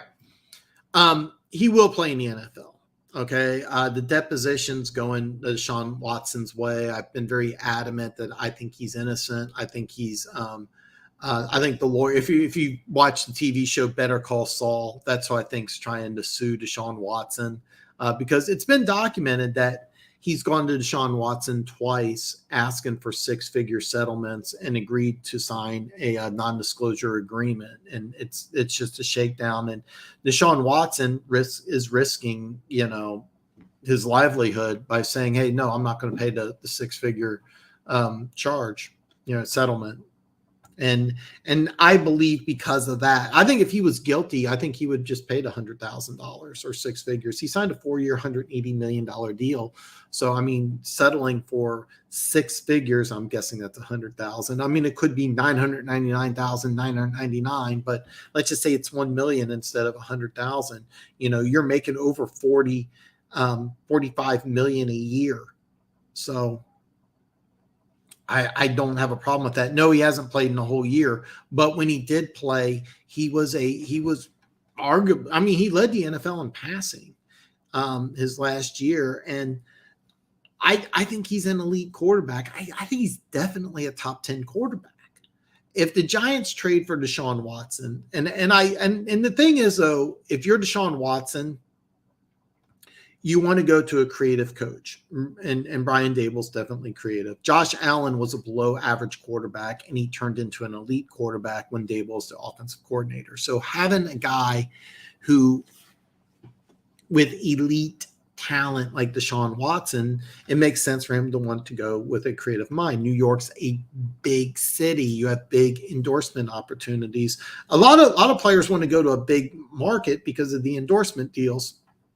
I talked about earlier in the show, agents also push players, big name players, to go to big markets because they want to get paid, but the players get paid too. And when I say the agent makes between 50 and 75% of the endorsement money, it's not like the players are doing these State Farm commercials and getting a check for $5.38. I mean, these players are making big time money, and they're also getting their face out there.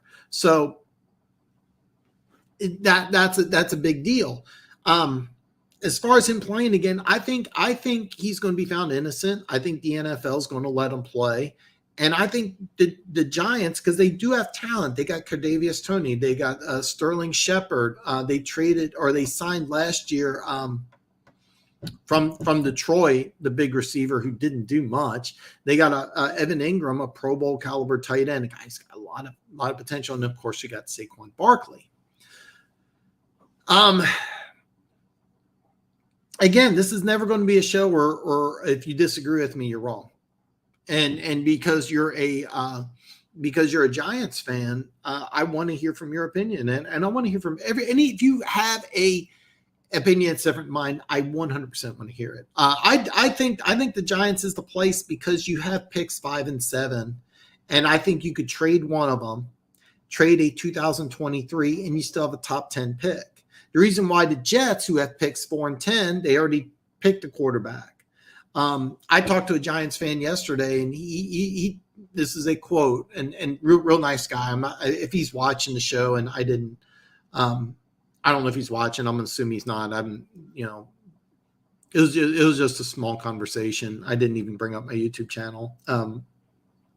He said he wanted Daniel Jones to play running back. He's just like, he's not an NFL quarterback. Like, put him in at running back and then get rid of him. But when he runs the ball, he's good. I'm like, I don't think Daniel Jones is going to play running back. But anyway, I said, who do you think quarterback's going to be? He's like, well, I think it's going to be Kyler Murray. And there's anytime a team's public and saying, hey, we're pro this player, I never believe it. So when they come out and say they're pro Daniel Jones, I don't believe it. The way I'm doing my mock draft right now is that I'm going to believe what they say. I'm going to believe what they say. So,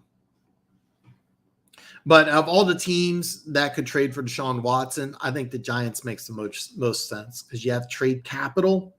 You have a team that with Watson can win right now. You have receiver talent.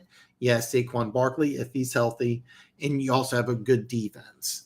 Brian Dable did wonders with Josh Allen, putting him with coming right out of college. Watson was a much better quarterback than Allen. Allen had more upside. So I don't know if that makes any sense or not, but yeah. Gary, if any team trades for him, there needs to be a clause on him being able to play again. Absolutely. And that will come out too. Yeah, Gary, me and Dan disagree often enough for me to say it. Yeah. Me and Funk have disagreed. Me and One Pride disagreed because I was adamant the Lions would not be able to get a first-round pick from Matthew Stafford, let alone multiple first-round picks. One Pride, he's not been in the chat today, but he was like, we're going to get 2 number ones. I'm like, you're crazy. The most you're going to get is a second. I was dead wrong. I have no problem saying I'm wrong. That's what's different than me than a lot of other YouTubers is a lot of the YouTubers want to, I'm always right and never wrong. And I have no problems being wrong. I just want to create a community where we can all get in and talk. So yeah, I love when people have a difference of opinion.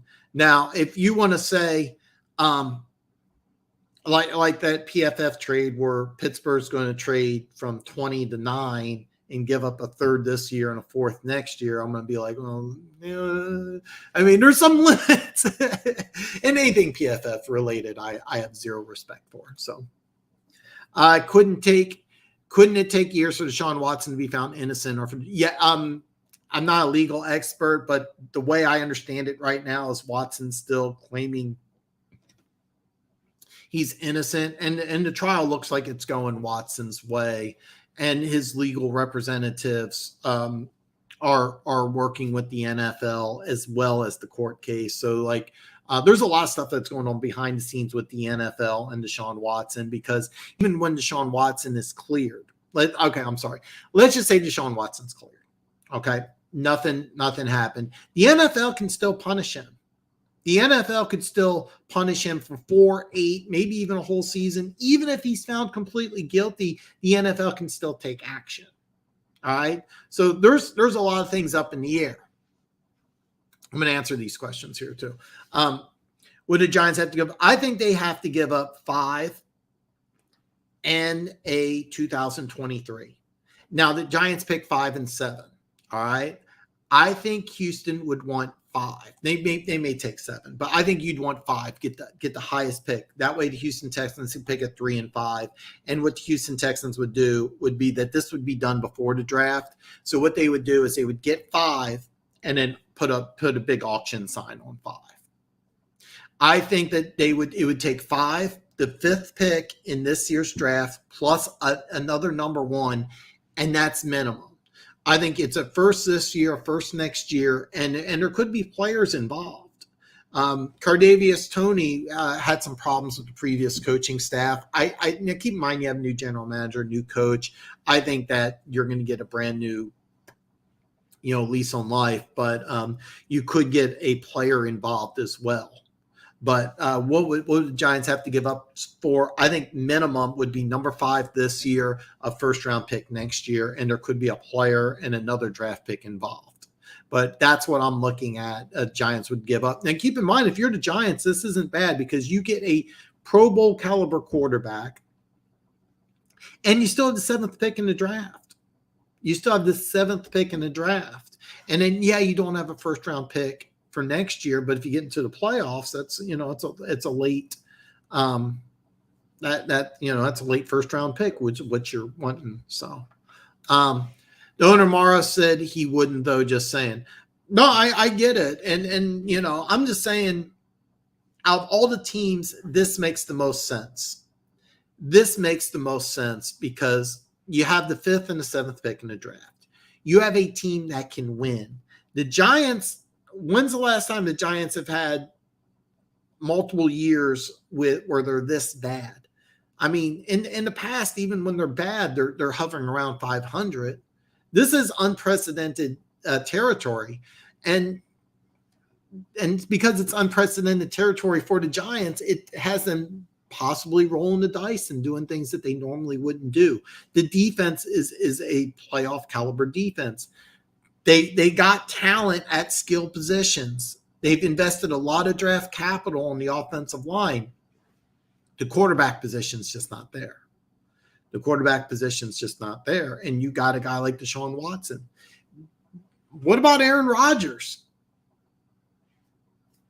But right now, today, I'm going with Daniel Jones being the starting quarterback because that's what it is. I'm going on facts. But if you're a team and you're wanting Deshaun Watson, here's what you would need. You would need multiple picks in the first round this year. You would probably want to be in a big media market, New York, as big as it gets. You want a team that's ready to win right now. That's the Giants. I mean, there's really not too many other teams that has all those things. I mean, you could say, hey, the Jets, but they drafted a quarterback number 2. Is there another team that could say that? I don't think so. I could say Denver would be interested. Denver needs a quarterback. Denver has everything, but they don't have 2 first-round picks. They have pick number 9. So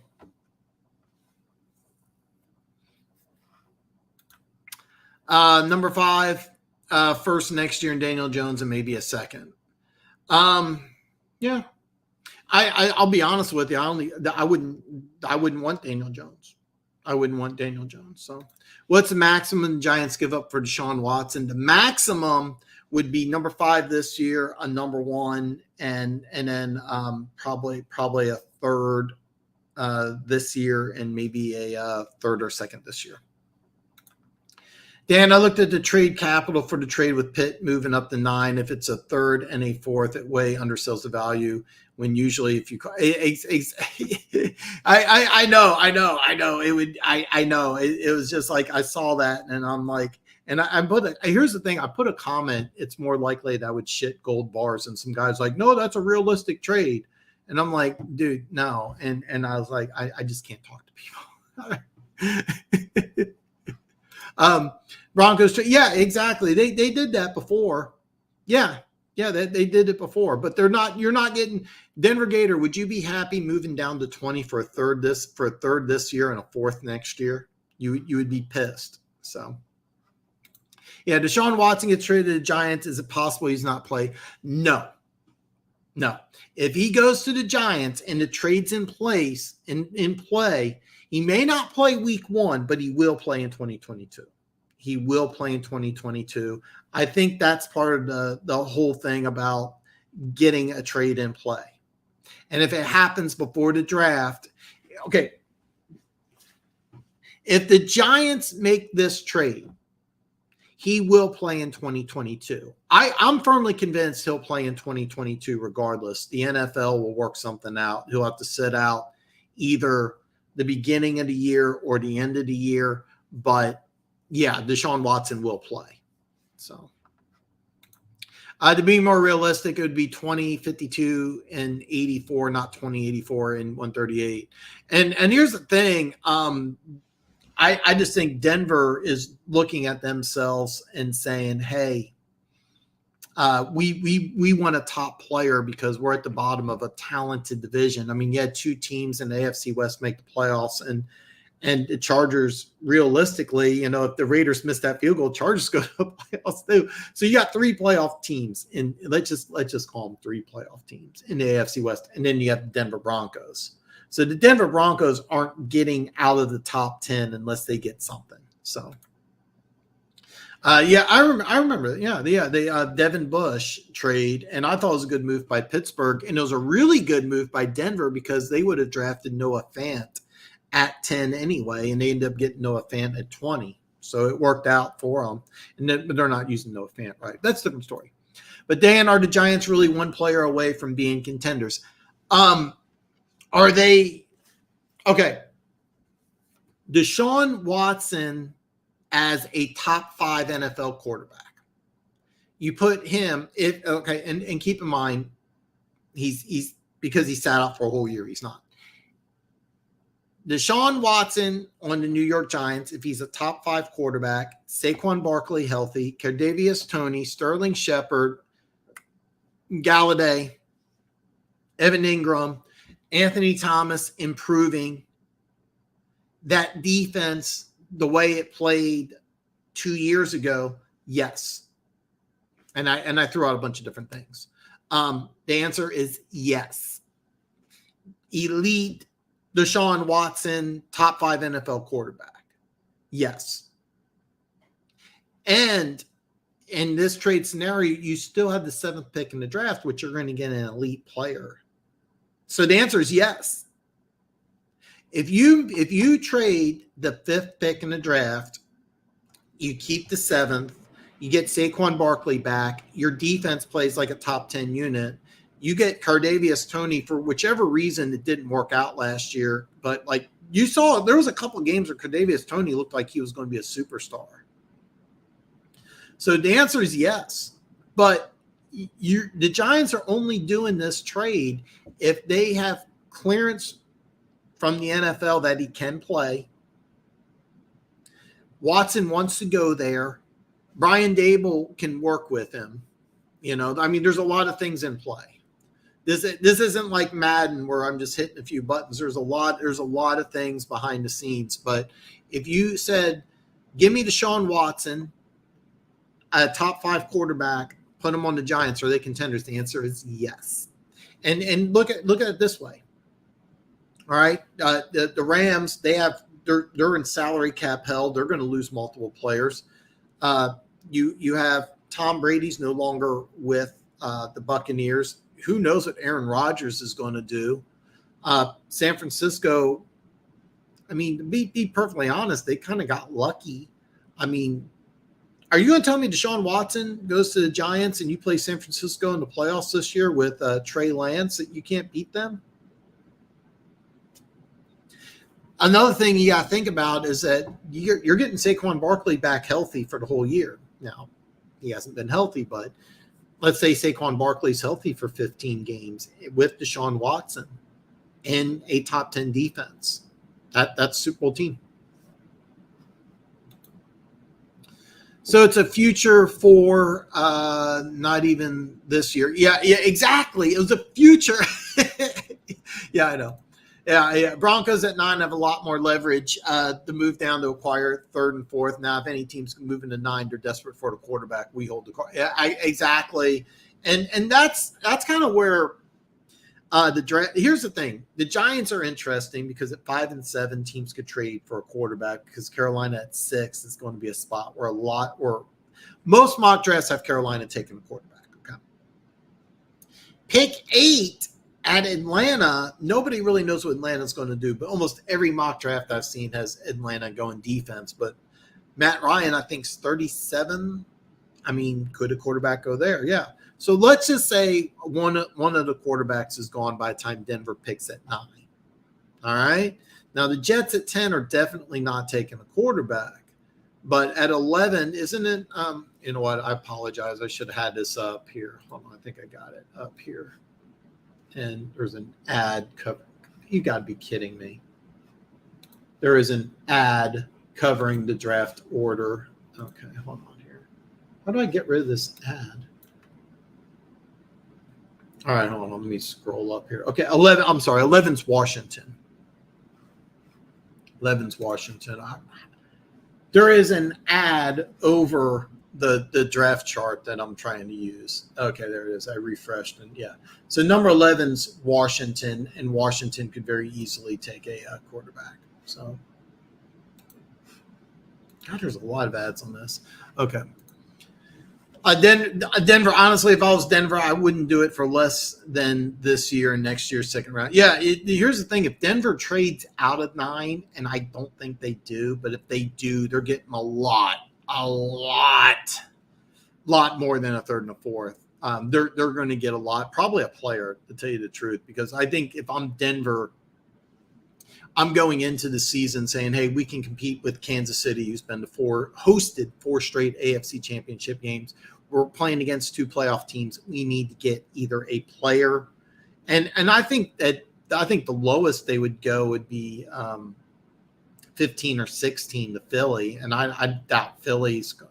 Philly might be willing to trade up, and that would be interesting. But I think they don't drop anywhere lower than 15. So, Tony is elite. Well, when he's healthy, a lot like.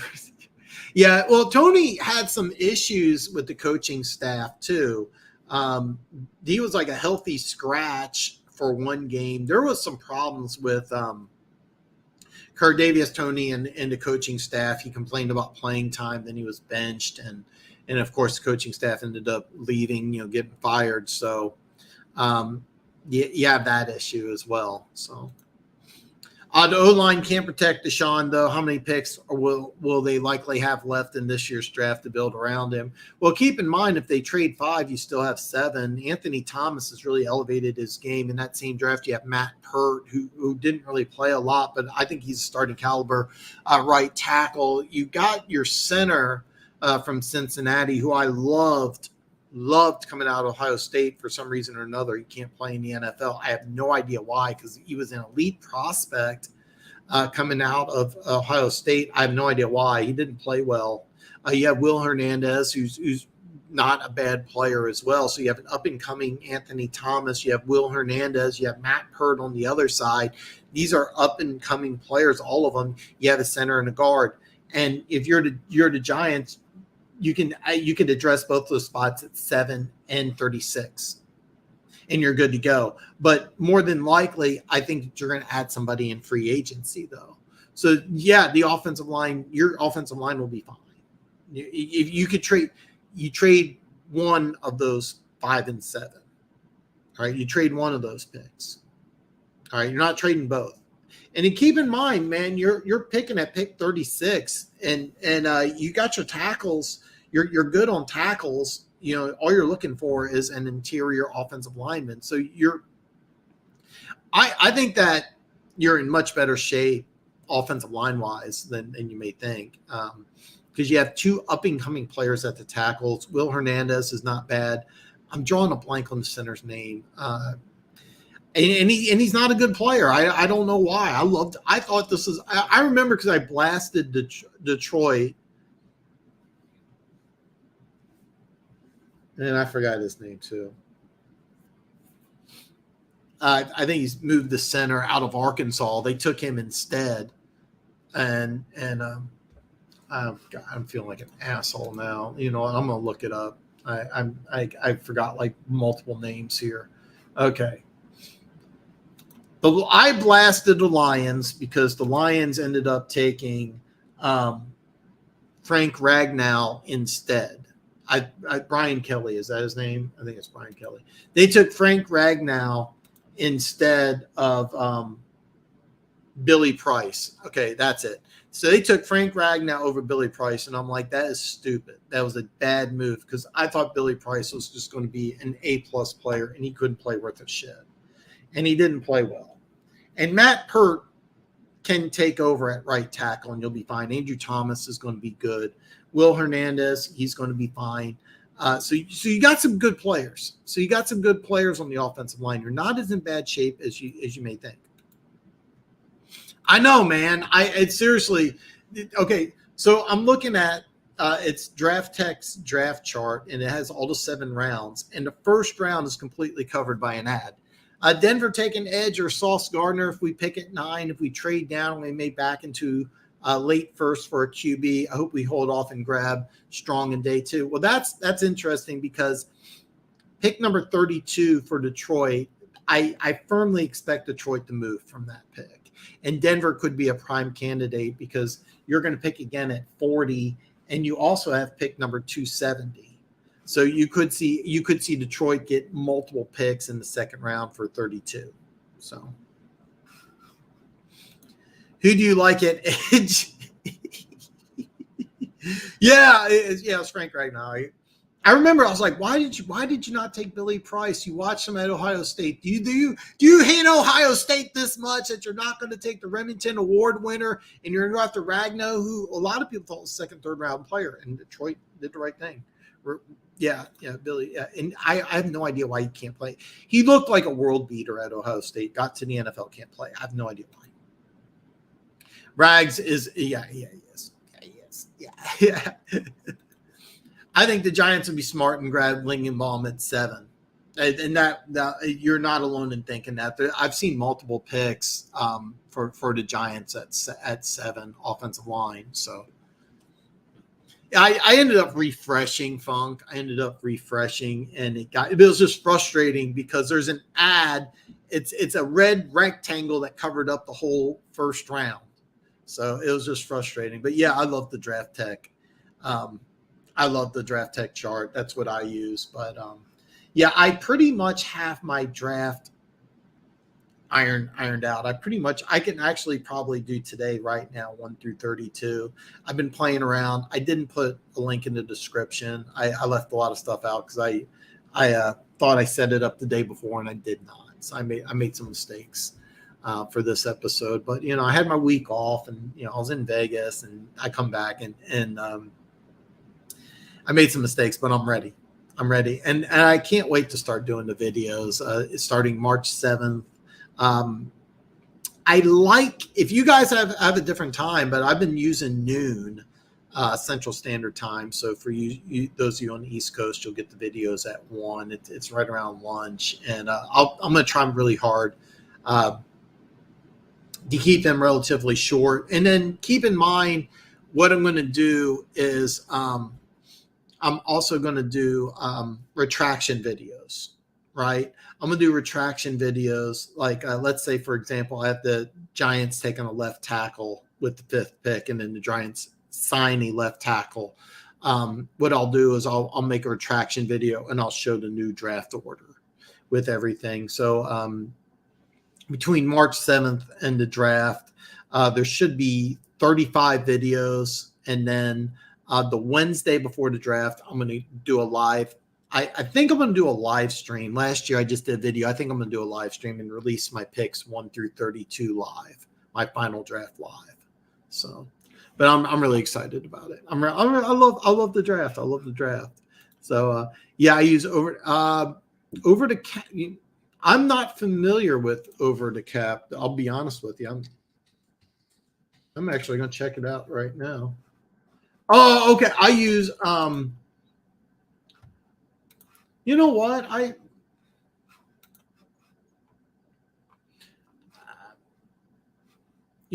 actually have this saved. I have over the cap saved. Okay, you know what? It's funny. I actually have that. I call it. I have it saved as something different, but yeah, I use that too, Funk. I have that. Pro Football Reference, the Draft Network. I actually should put all this stuff in my description. I apologize. So, One Pride, man. We were talking about you. And your love affair for Thibodeau, man. And I'm sorry, One Pride. And if you didn't get a notification, it's because I messed up. I was in Vegas and coming back home, I messed up. And I'm getting ready to end the show. But we did mention you a couple times, man. I missed you. And we're doing we talked a lot about the draft. Next week, I think I'm going to do both the AFC and NFC North. And I'll give you kind of a breakdown of how I'm looking at them and just a rough synopsis. Keep in mind, because it's, pre-free agency, it's not going to be that much. And then March 7th is when I am going to release my first video. It'll be Jacksonville, and then March 8th, of course, will be Detroit, and I'll go through draft order as it comes up. Of course, I'll do some more retraction videos as well too. Would Soshin take Tyler Linderbaum at pick 7, and would Desean Johnson be available in the second round for the Giants? Desean Johnson's kind of interesting because I've been seeing him in a lot of first rounds, but I'm not sure. The answer is yes. And 7 is a good spot. I think it's a little high, but it's a good spot. And Desean Johnson, I've seen a lot of mock drafts where he's in the first round, but could he be available at 36? Absolutely. So All right. I've been doing noon. So I think I'll stick with that. And if there's like a big, if there's a big problem, then no. So, yeah, man, Pride came in late, but I'll blame me. Stevie, this is cool. This is a cool picture, by the way. And he asked how much blow has Dan done already. And by the way, the answer is none, but just no energy drink either. No energy drink, no cocaine. I am over 71% sure I'm not on blow. And I set a world's record for most boring Vegas trip. I did almost nothing. So yeah, I did almost nothing in Vegas. I had a jacuzzi, a bathtub, and I got a couple extra shampoos and I made it to a big bubble bath. And yeah, that's what I did in Vegas. I took a bubble bath. I like Khalifdis. I know I butchered it. Ojabal, Walker are nice. Not sure about Jermaine. Watch for a guy late to South Dakota State guy, Cameron Thomas, and the kid out of South Carolina. This is a very good draft for edge rushers. Keep in mind your two linebackers that you chose in rounds 3 and 7. I'm 2 hours in, and I forgot both their names. Both those guys played really well. I'm expecting you to run the same style of defense, and hopefully, look, if you had the same level of defense because you had a lot of youth, if the defense stays the same and you just improve on offense a little bit, you're easily going to win 10 games. Denver's a team I really fear, and but you have a rookie coach, so that's why I'm not going to put action on it. But yeah, he actually hasn't been wiping his nose today, so he's on to smoking. Dude, this is awesome, man. I cannot blow this up. At least I don't have a way, but this is just beyond awesome. So, Thomas is a nice sleeper pick, actually, like Inga Bear from South Carolina. Both these guys are. South Carolina's been having some really, really good players. I got a soft spot for USC. I know it's South Carolina. People call themselves USC. I got a soft spot. I love the Gamecocks. So, bubble bath is clearly code for doing lines off of Hooker's cracks. Dan, how would you pick the Chiefs this offseason? Okay. I'm firmly convinced that we hit the end of an era. 4 straight AFC championship games at Arrowhead. I mean, Travis Kelce is, I think, going to be 34 when the season starts. It's unrealistic to think that he can be that high up. Tyreek Hill, I actually think he had a better year this year than last year, even though his yardage and touchdowns dropped dramatically. He set the Chiefs record with 111 receptions. You already lost Hitchens. You're probably going to lose either Frank Clark or the Honey Badger, probably both. So the only way you can really fix the Chiefs is if the Honey Badger is willing to take a discount and re-signs. Frank Clark redoes his contract completely.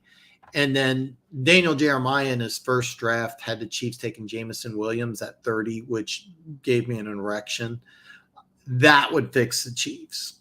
The latest draft, they have he has the safety out of Michigan, a really, really, really, I hit a button.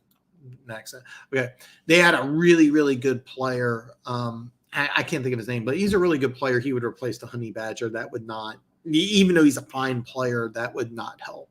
So the only way the Chiefs could really be fixed is you sign Orlando Brown, you completely redo Frank Clark's contract, and he stays, which he may not want to. He may be able to get more money in free agency, and you find a way to keep the Honey Badger, and I don't think they can do it. So the answer is I don't know, and I think that we hit a peak here as far as being Chiefs fans. I mean, keep in mind, let's say we were 12-5.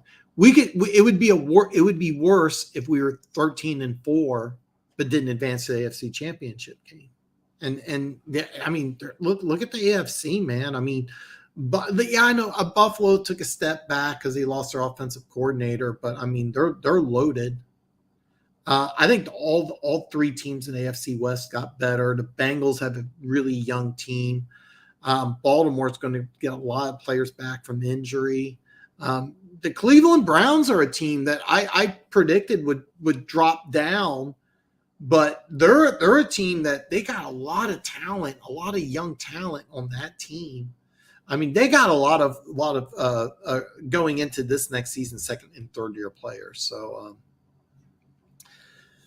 but keep in mind that the Chiefs are one team. I don't do trades in my mock draft, but the Chiefs are a team I could easily see trading up. There's a handful of teams I think that would really want to trade up, and I think Kansas City's one of them. So, Ojabo. Okay, all right. What do you think of Matt Wazito, offensive tackle, North Dakota? Where do you see him getting picked fit for Giants?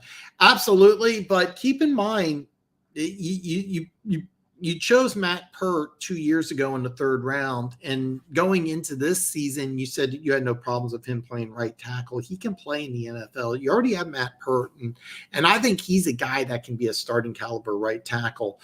I think that I want to see how he moves at the combine because I haven't seen much of him. So I don't really, I can't really tell you with any accuracy, but I would say to me, he looks like a second round player. I want to see what he does at the combine. Does he move?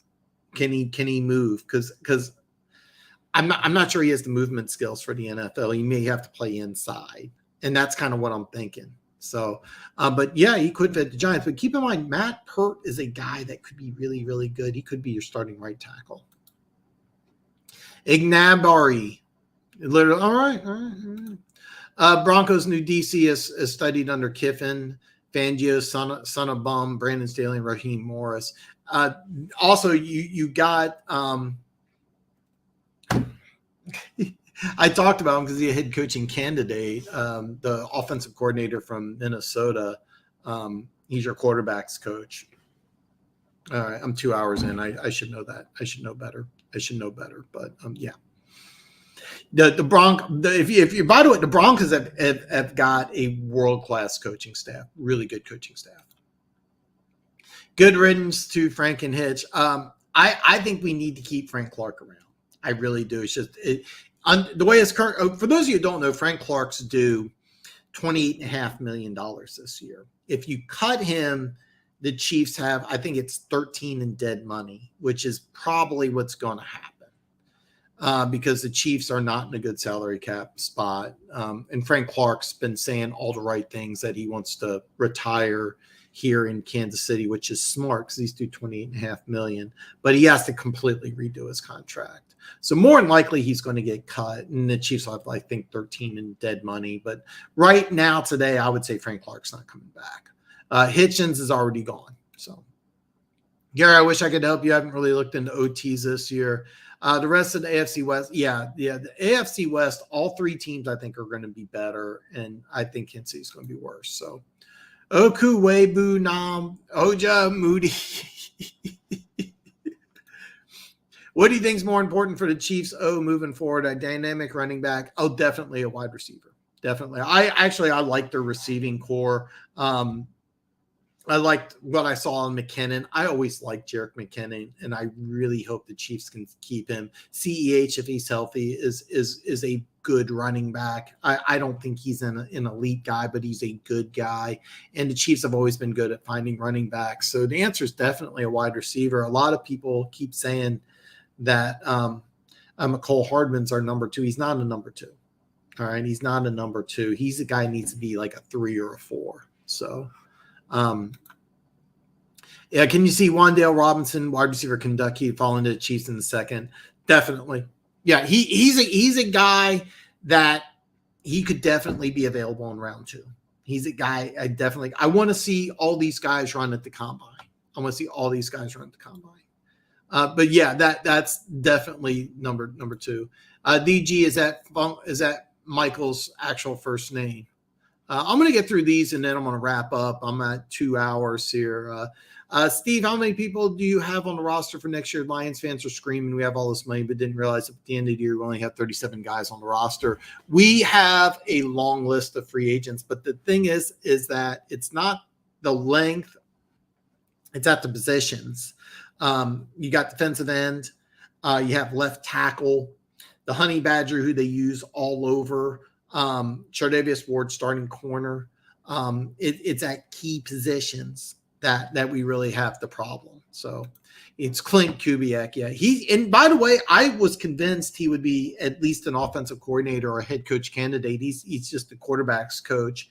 So he may take it over as an offensive coordinator next year. He may only have him for 1 year, but there's a chance you have a new quarterback. So just saying, just getting filler bodies eats up. Yeah, it does. It does. Steve Okuwebu Nam is his last name. No, hold on. Isn't it Albert O? Isn't his first name Albert? He played with Drew Lock at MU, unless he's your third string tight end. Man, with as bad as things look, Mahomes always had open receivers. Our passing explosive plays got killed, but we were 7th passing.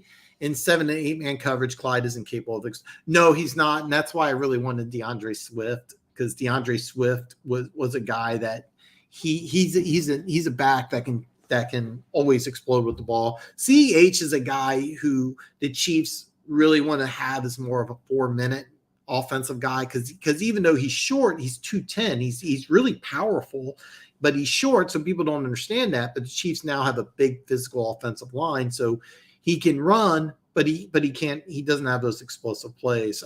I really think it was a whiff by Kansas City. You should have took DeAndre Swift instead of CEH. So I only ask because it matters. The Lions spent like $15 million just adding nobody. Yeah, and this is a big reason why I think Detroit really wants to trade down, especially from 32. Matter of fact, I think there's almost no chance Detroit picks at 32. And because they hit last year on the draft, I think they really want to get like 10 to 12 players drafted this year. I'm going to do it right now because I got it up here. Detroit has in this year's draft, and they're going to get compensatory picks too. Okay, they God damn ads. Okay, so you have 2 in the first, 2 in the third, none in the fourth. 1/5, 2 in the sixth one. So what they're gonna get additional picks. I'm firmly convinced they're gonna trade down from 32 or 34. And because they had a lot of success in this year's draft, especially in later rounds, there's a lot of guys I think that are that they can get in like late in the second, because I don't think they're going to stay at 34 or 32. So more likely to get an extra pick in the second or third round. So you're going to get some picks later on that I think can make your team and have an impact. Just like this year. I mean, your starting corner was a 4th round pick. You had that linebacker out of Purdue. I don't know if he's a starter or not, but he's a really good player. Your running back that you got in the 7th round, who I told you would make the team, and I really liked him. So that's a Dorsey staple, by the way, is getting players third to 5th. I've always said this. Rounds 3 through 5 are the money rounds. That's how you build a team. You got to get starters out of rounds 3, 4, and 5. So, do you think certain seniors would play in the Senior Bowl just to show they care, but not really hustling because they don't want to get hurt and feel like they proved enough? I'll let Jermaine Johnson in the Senior Bowl practice. Maybe. And you've also seen that in players sitting out of bowl games. Like, I was really excited to see I think his name's Gary Pickett out of Pitt. He sat out of the bowl game, and I was really upset about that. So I really wanted to see him play, and he sat out of a bowl game. So yeah, you will see that. And this is, by the way, this has worked. Nick Bosa, remember, he sat out like the last half of the season and ended up being number 2 and helped San Francisco go from a 4-win team to a 13-win team. And then CMC, Christian McCaffrey, he sat out of the bowl game, and then he went, I think, 10th overall, and he's had a great pro career. So Take a look at the North Carolina quarterback. He played in the bowl game, got injured, and I think that's going to hurt his draft stock quite a bit. So yeah, and this has been a trend, and I hate it. I hate it, but I get it. So all right, I'm gonna finish up some of these comments, and then I'm gonna get out of here. To me, it's a dynamic running back all the way. No way your running game be so bad. Teams are completely fine dropping 8 in the coverage. That's also an Andy Reid thing. Andy Reid's always been a pass first coach. And I think that this year they're going to be more running. I mean, look at your offensive line, especially if you keep Orlando Brown. It's one of the more bigger offensive lines, and they're really physical. Also, they had no idea that Trey Smith was going to be available when they drafted him. That's a difference maker at guard. So, and then if Louis Ning is healthy, he's actually a really good player on the right side, and he's a big physical guy. So there's a lot of things that's really good about the Kansas City Chiefs offensive line. But I don't think you need a dynamic guy. I think the Chiefs are happy with CEH McKinnon. McKinnon, by the way, is pretty dynamic in the playoffs, but he was injured almost all year. So. I got you, Gigi. I'm a Hawkeye fan. I was like, what is Ajamita's real? He's the corner. Okay. I couldn't do that. Gary, I think they should run drills at the Senior Bowl, put more eyes on your wrist body and just biggest reason to sell out the game. Yeah. A lot of draft picks. And by the way, 32. And I really think that they move either from 32 or 34, if not both. Yeah. Dan, I didn't hear your response. You really think the Giants owner Mara was bluffing when he said he would not trade for Deshaun Watson? 100%. 100%. Anytime you say that, they've been public and saying, hey, we support Daniel Jones, and hey, we're not going to trade for this guy. It's always bluff. And you got to do that. It's one of the negatives about the NFL, or positives when you look at it. I think it's a negative, but you can't believe anything that comes out of owner's mouths or coach's mouths when it comes to players. You can't believe a single word. Can't believe a single word. Hey, Stevie, Dan was just thinking Stevie was his first name. I'm a big Michael O fan. I think he'll really star on the show. I thought you were talking about the tight end, Michael O, who at the combine ran like a 4.48 or something like that, even though he only got drafted in the 4th round. That 40 time really helped him out. But yeah, I forgot about the Iowa corner, Michael I'm not doing Michael O. So yeah. For this draft to be successful, they need 4 starters and 1 absolute stud with the capital they have, and that's success they had last year. Well, really, I disagree with that. If you get a difference maker at 2, all right, let's just say you get, as I already said, let's just say you get a Nick Bosa type of player at 2, right? A Pro Bowl caliber player at a key spot, which you can do. Let's say you get that. You really don't need starters at 32, 34, and 66. All right, you really don't need starters, but you need key contributors. You need key contributors. You could get for example, you can get a key nickel back. You could get a linebacker who only plays on run situations. You could get. I don't think he's going to be there, but Daniel Jeremiah's draft had Jordan Davis, the massive defensive tackle. Technically, he would be a starter, but he's not really a 3-down player, at pick 32. So I don't think you need 4, but you can get 1 stud and get a couple role players in there and some good depth, which you'll need. So I do disagree with that, but the 1 absolute stud, I think you got to hit on 2, because I don't see a way the Lions can get out of 2. I just don't see it. So. The rest of the AFC West, especially the Broncos. Yeah, the AFC West, I remember there was a time where the Chiefs were always drafting Iowa players. And then I remember under Pioli, he liked SEC guys. He loved SEC guys. But yeah, I mean, Iowa players usually make really solid pros. Dan, were you happy to see Chiefs stick with Spags? Are you talking about the enemy? I didn't know the Spags was really in. Yeah, but absolutely. I like the problem it's not been with the defensive coordinators. It's been a problem getting players on the defensive side. And when they did that, the smartest thing they did is when he signed Spags is they got players to go along with this defense. So now you got two young, really athletic linebackers. You got to add defensive help or defensive line help, because that's the only way the Spags defense works. So what's crazy is the Lions traded away 3 of their picks over the season on players like Benson. And I was kind of thinking they would do a little more of that. This year, I don't see it. This year, I'm telling you this right now, I would be shocked if the Lions pick at 32 and 34. I would be shocked. They're going to trade down from one of those and get more draft picks. So I'm a Flores fan. Brian Flores, he went to Pittsburgh. Is that you're referring to? I don't see a way that he would go to Kansas City, but I love the fact that he went to Pittsburgh. That was a smart move for both the Steelers and Flores. So, all right, everyone. Good night. Next week we'll talk combine studs and duds. I hope so. I won't have. Well, the combine ends on the 7th, so yeah, we'll talk.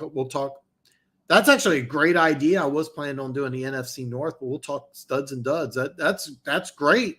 I love it. Dan, the Lions desperately need starters at safety, 1 outside linebacker, 1 inside linebacker, true outside wide receiver, and a guy like George Pickens at 34 is perfect. Yeah, Pickens at 34 would be perfect. It would.